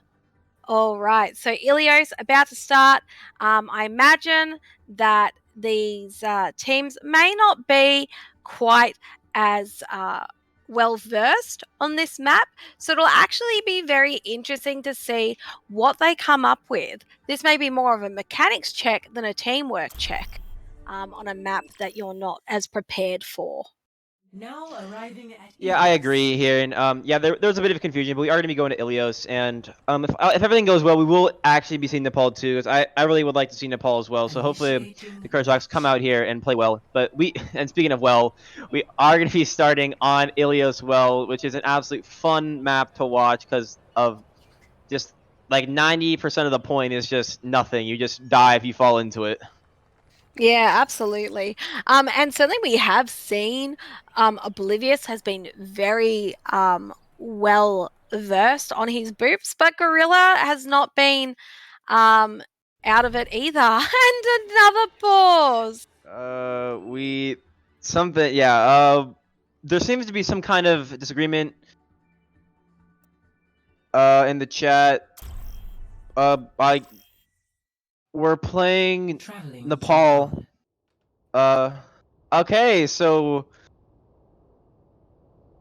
Now we're playing I Nepal. not- It I'm really not doesn't sure. matter. We will just go with let's just this. get into it. Yeah. We will just go with this, and then if it's a 2-2-2, the next map will be Ilios, and that is Yeah. how it will be. If Apologies for the I am going confusion to here. make a call that this is how it will work. We will do Nepal.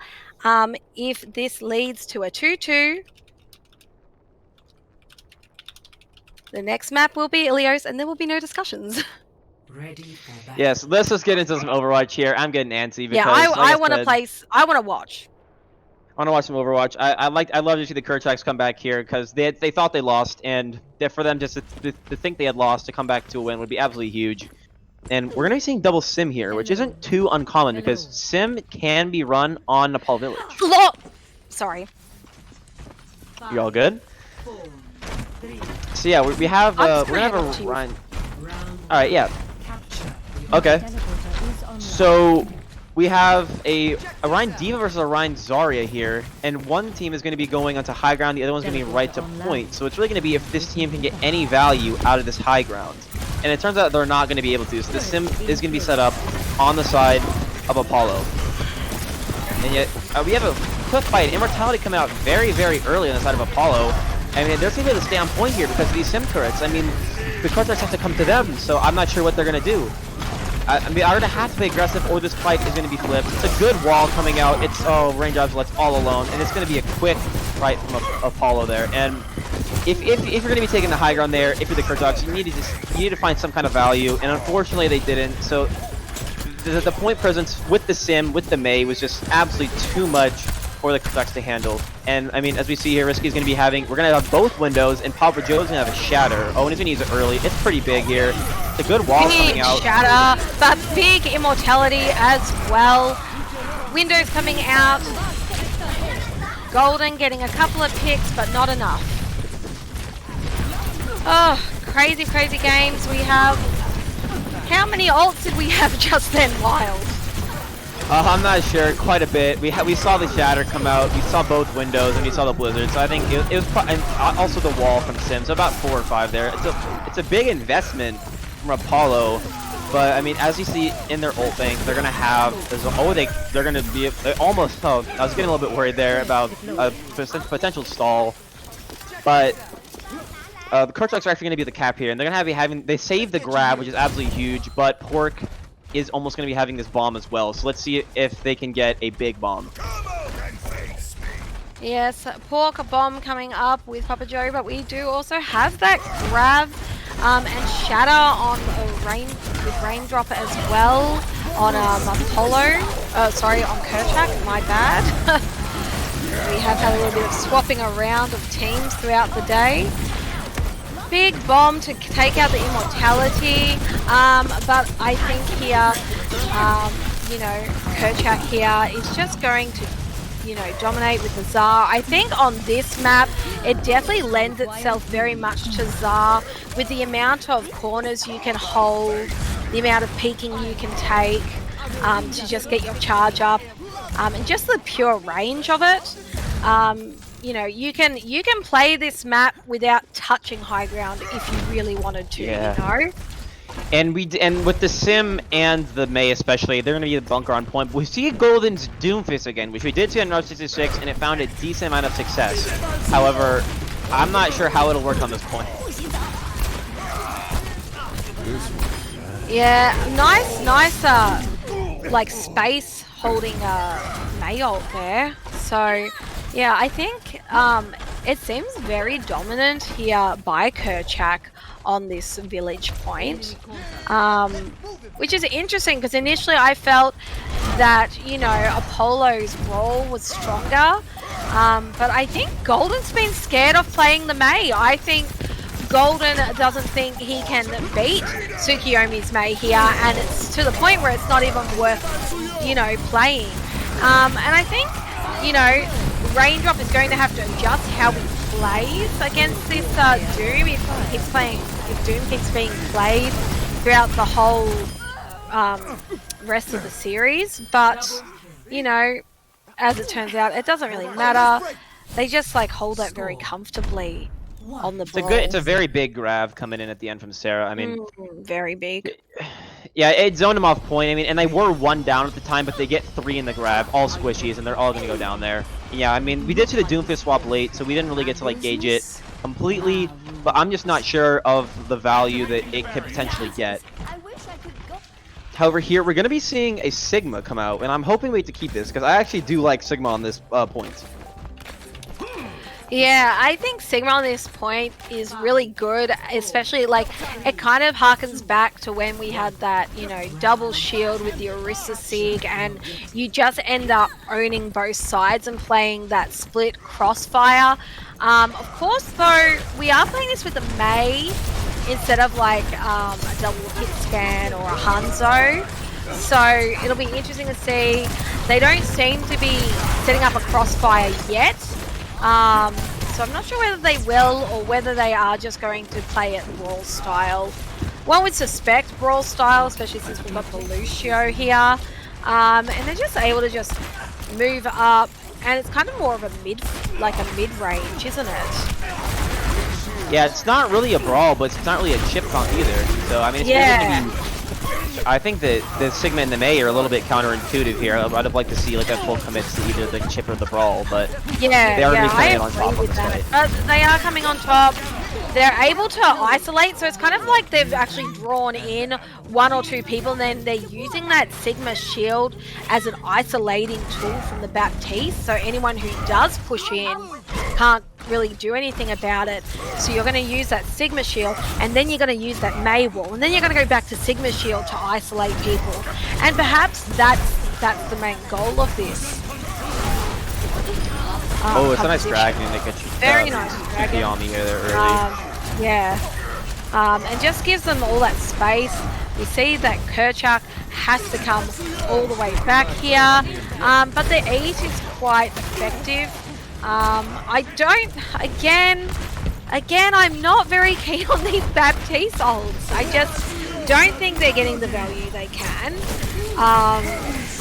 And it feels like the person who's using it like second, you know, I don't know.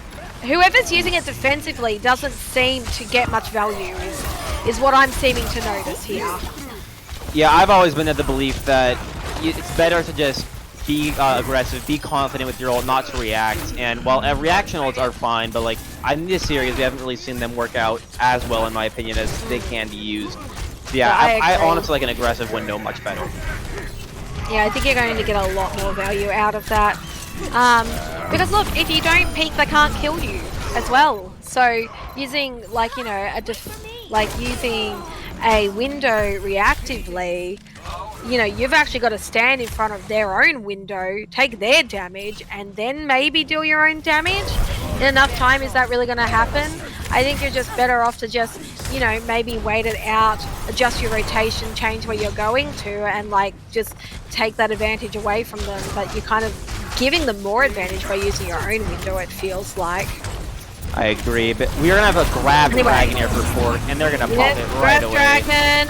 We do have the immortality come out, but I don't think there's gonna be enough. Shatter. There is enough heals on the follow-up.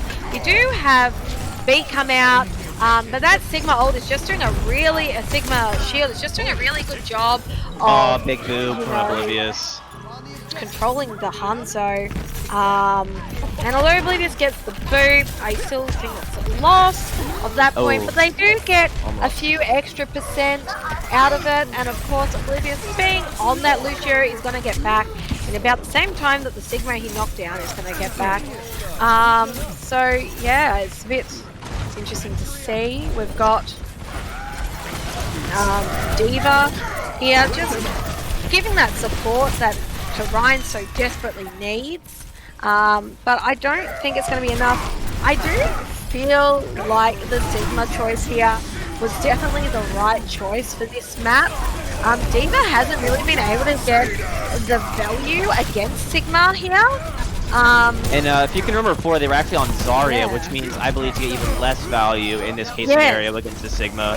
And it does, I mean, we're going to have Papa Joe is gone. However, gone. It seems like they're just stalling at this point. It seems like the Kurchaks will be able to take this map as it stands as of now, but who knows what can happen. Maybe this Doomfist punches someone off the map. Who knows? But, I mean, at where we're standing, it looks like it's just going to be a Kurchaks map here. Yeah, I believe in a case like this, I think we just have to go away from pause and we just have to see it play out. For the rest of the round. I would agree here because, like, you look at their entire team is dead. It's just the Doomfist and Tracer. The Tracer's just coming out of spawn here, and the Doomfist is one. So I would say this. Yeah, we're just gonna have an unpause here, and yeah, this should just be a quick kill onto the Doom. Yeah. Tracer might be able to touch here, but it's looking like it's gonna be the Kurchak snap here, and it is. Victory. Ooh, and in chat, Apollo is very eager to start the next map. Without the thing, no. We won't be pausing or breaking, but we will have to wait for a 6th member to come back for Apollo. Yeah, and this fight I think is really what set the tempo the whole round there. It was a good wall coming out from Tsukiyome, and I think it really split. It's a split Apollo in half there. As you see, the Lucio gets a boop kill onto the Ryan, and the Lucio just got a ton of value there.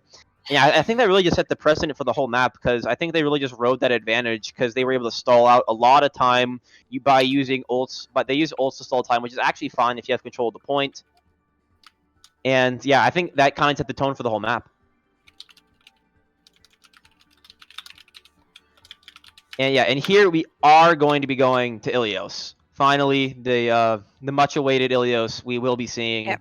Ilios will be the map that's played today. Fantastic.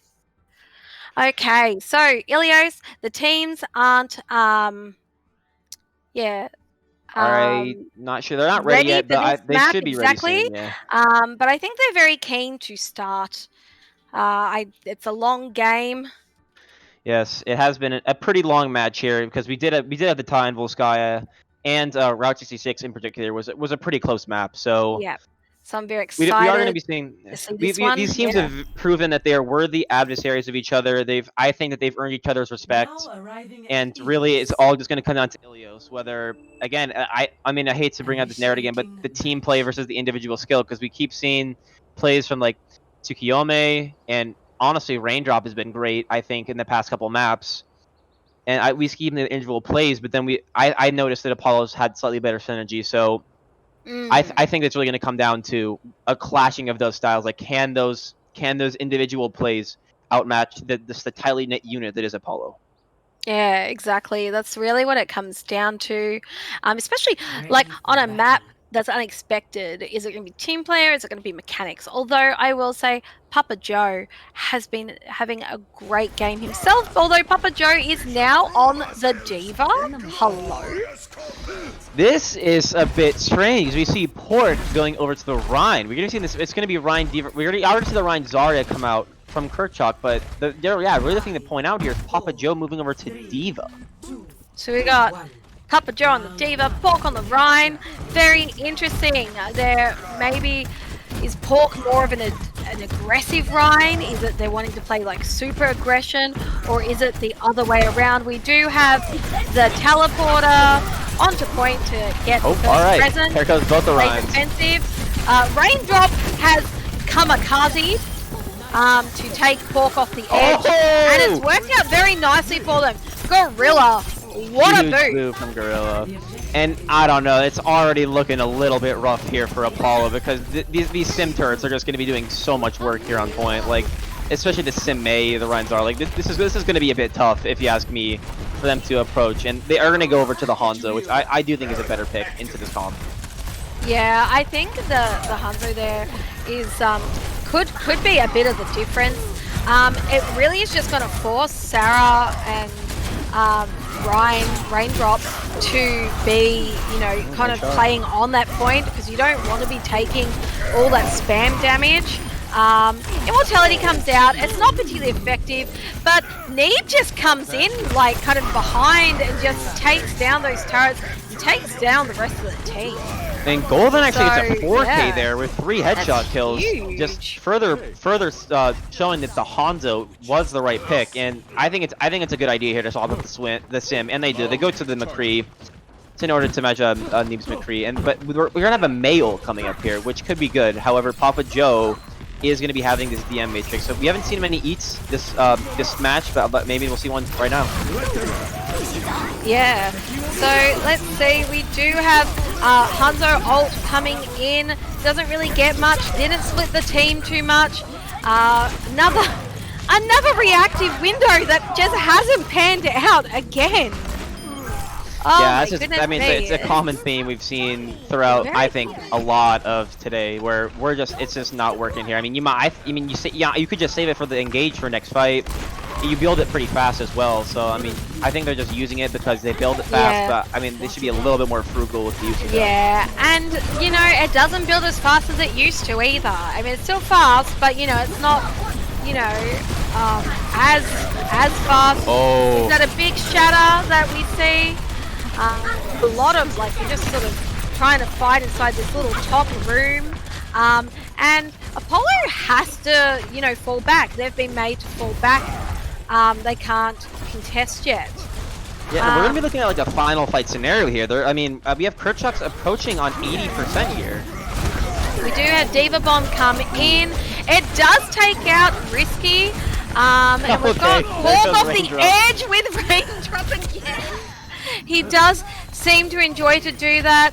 I think we're just going to see, you know, Kurchak here just sort of secure it to that 99, which here. Sarah does very well. Yeah, so it means we've got at least another 2 fights here for Kurchak to get this game, you know, this point back. Pork seems to be having a ping issue. A 1k ping problem. Yes. Apparently, when getting pinned off the map. But we have 4 ults on the side of Apollo here, so it's going to be very difficult for the Kurchak to come in with just a High Noon and Beat. But they are going to be coming up on a Bomb and Blizzard as well. The High Noon creating all that space for their team. But it's not going to be enough. We do have both Bappa Immos and both Bappa Windows out. Big plays there. It looks like Kurchak was able to get the much bigger value out of those windows. I think window placement is something that the coaches of both teams are probably going to end up having to have a look at. Nice wall by Tsukiyomi to stop the contest by Pork. I'm not sure if you saw that, but it was just another huge boot by Gorilla, because he booped 3. The Lucio and Diva were able to get back up. he only got 1 kill, but he temporarily took the Lucio and the D.Va out of the fight, which I mean, even though he didn't confirm the kills, if they're not there, it's basically like killing them for like 5 or 6 seconds that they were out. Yeah, absolutely. And I mean, it was an absolutely big impact boop there from Gorilla. I mean, great job. He got the triple boop to start the round with, and then yeah, he closes it with another big boop. So yeah, hats off to him. Yeah, big play by Gorilla. That might be a MVP thing. I think we will put up those polls for MVP, and of course our favorite, what do we call it? MSP, our MSP, the most shittiest player. We'll get those polls going up in a moment. Yeah, we see a very weird comp, not a weird comp, but a comp that is normalized, but we haven't seen much today with the Ball Diva Pharmacy coming out, with the Widow even. Oh, nice pick onto the Gorilla to start off the fight. Yeah, we are seeing with that Farah, we're doing a Pharmacy with a Lucio Hammond. I think the Lucio here is an odd pick. I suppose that is to provide peel for the Widow, but I feel like you might be better off with a Zen.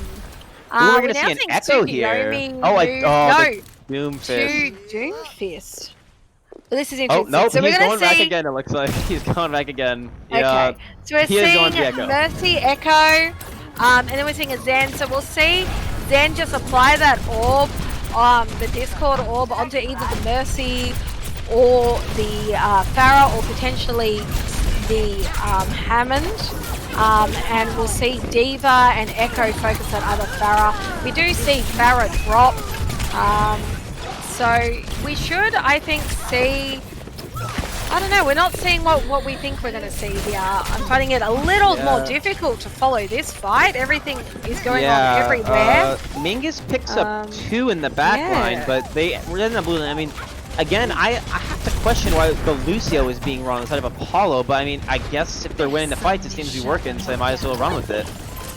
Yeah, it might be one to have a little bit of a look at. But Golden now has his Farah ultimate here, and Papa Joe is back in his mech, so it doesn't look like we'll be able to get a copy or anything off to help. Not that copy is a very long way away. Sarah's out of his neck there, and wasn't able to eat the Farah damage. So I think this is a very, very one-sided map where I don't know that Kurchak had a clue really on what to run here. They've been dominated by the Widow, they've been dominated by the Farah, they haven't known what to do with the Hammond. We do see Tsukiyomi moving over to the Doomfist. So yeah, and this one has been just as one-sided as it has been confusing, because the comps being run out are not like, I mean, they're like the Ball Diva is usually what we see, but it's an odd combo of DPS and supports coming out. Regardless, it does look like Apollo is going to be able to take this round. It's going to be a stall scenario here on the Kurchaks, and they do get to kill onto the Lucio with the mines. Yeah, but they're not quite aware of Neeb there on the Widow. Just getting a lot of free flak damage. That was weird. The kind of chaotic comp though that Apollo ran, I think they looked quite good on, because I mean, like I said, we haven't seen it much tonight. We saw it a little bit earlier, and we certainly haven't seen the Pharmacy or the Widow much today, but I think that it worked quite well. The chaoticness plus the Widow was hitting the shots, and to end this series, it's all going to come down to probably the goofiest point on any map in Overwatch, and that is Ilio's well, because anything can happen in this fight. Anything can happen in this map. Yeah, absolutely. Yeah, that was very, very bizarre. But it is what it is. And we're gonna see a Roadhog here from Raindrop, a Roadhog Sigma, which I absolutely love on Ilios well. I mean, you don't see it run much anymore, but I mean, there's so much boob opportunity here.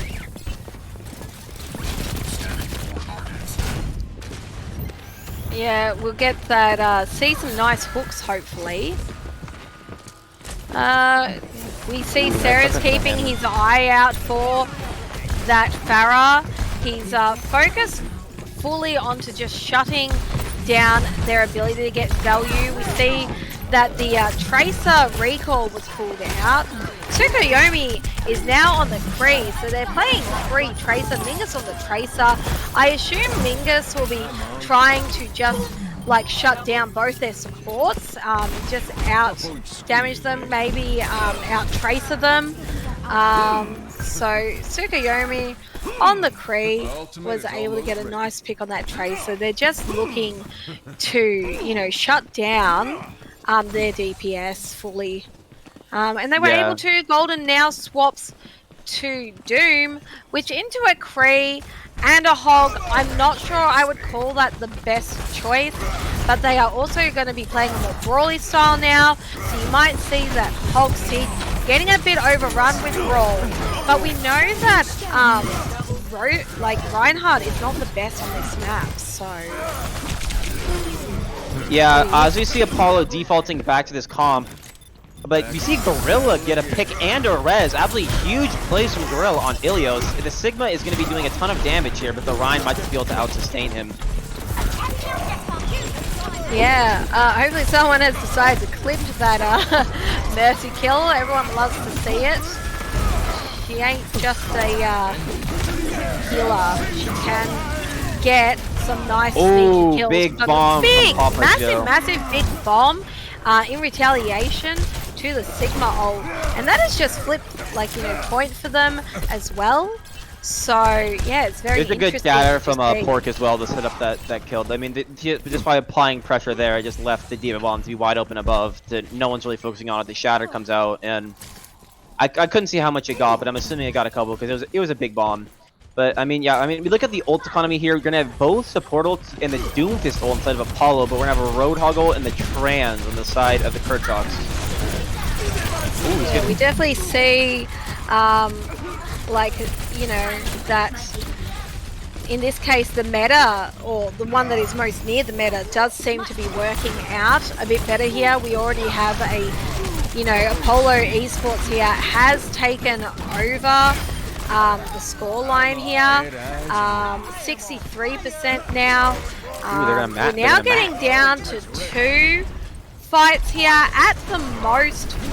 We're now moving down into 1. We're down to 1 now. Yeah, we found this. They're gonna be marrying this Rhine Diva comp, but instead with the Tsukuyomi's Mei. Yeah, Tsukuyomi on the Mei. Mingus, see, this is the problem. By having Tsukuyomi go onto Kree before, any Kree charge that was there initially disappeared because Mingus doesn't play Mei. So you actually, this is why you have to be very careful as to who you're playing as what. You know, just because someone might be a tiny bit better on one hero, it may not be worth swapping them off the roll.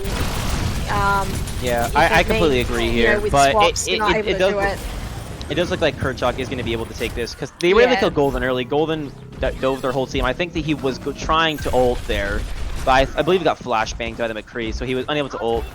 And yeah, we're gonna be having 2 fights at max, maybe 1 and like 1.5 fights, but as we look, I mean, we're not gonna have pretty even ult economies throughout both teams.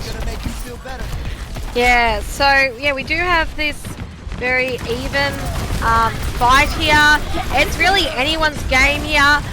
Really, I think who is going to be able to get the value first. So I really want to see something quite aggressive and dominant from Sarah here, though Sarah's playing quite passively.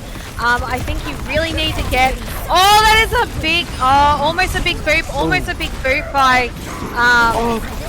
Oh, goodness me. I can't really tell what's going to happen here. Golden is 1 health. Golden is 1 health.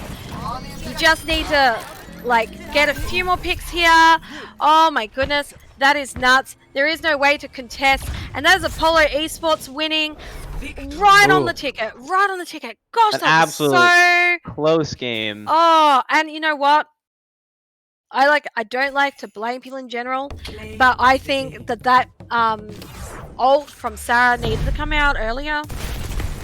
I would agree. I mean, I thought Sarah played actually quite well in today's match, but I mean, everyone makes it. This is the big boop that we saw originally by Gorilla. That's a huge play, but yeah, I agree. The ult should have come out a little bit earlier, and I don't know if you noticed, but the trans from the Zen on the side of the Kurchaks was not able to come out in time, so they didn't actually get that trans out for that fight, which could have also been a factor. But not to take anything away from Apollo Esports, I think that they played fantastically, and it was just a great match overall. A very close match, 2-3. Apollo does win it 2-3 though. Yeah. Yeah, so that was congratulations to Apollo today. I think with such a long game, unless someone from Apollo or Kurchak does want to come for an interview, we may be holding, like, we may just end the stream. We might do an announcement on Twitter on who the MVP was. We'll try and get that poll up. Who But would you I give it think, to, Athena? Who would you give MVP to this game? you know, it's really such a tough one. It, I mean, we saw like some great things. Like I can probably tell you more who I wouldn't give it to. I feel like that might be the easier way to go about this. Look, I'm not giving it to either Baptiste. I'm not. I just think there were so many opportunities to get more value out. I think Mingus got some clutch kills, but at the end of the day, they weren't the ones who won.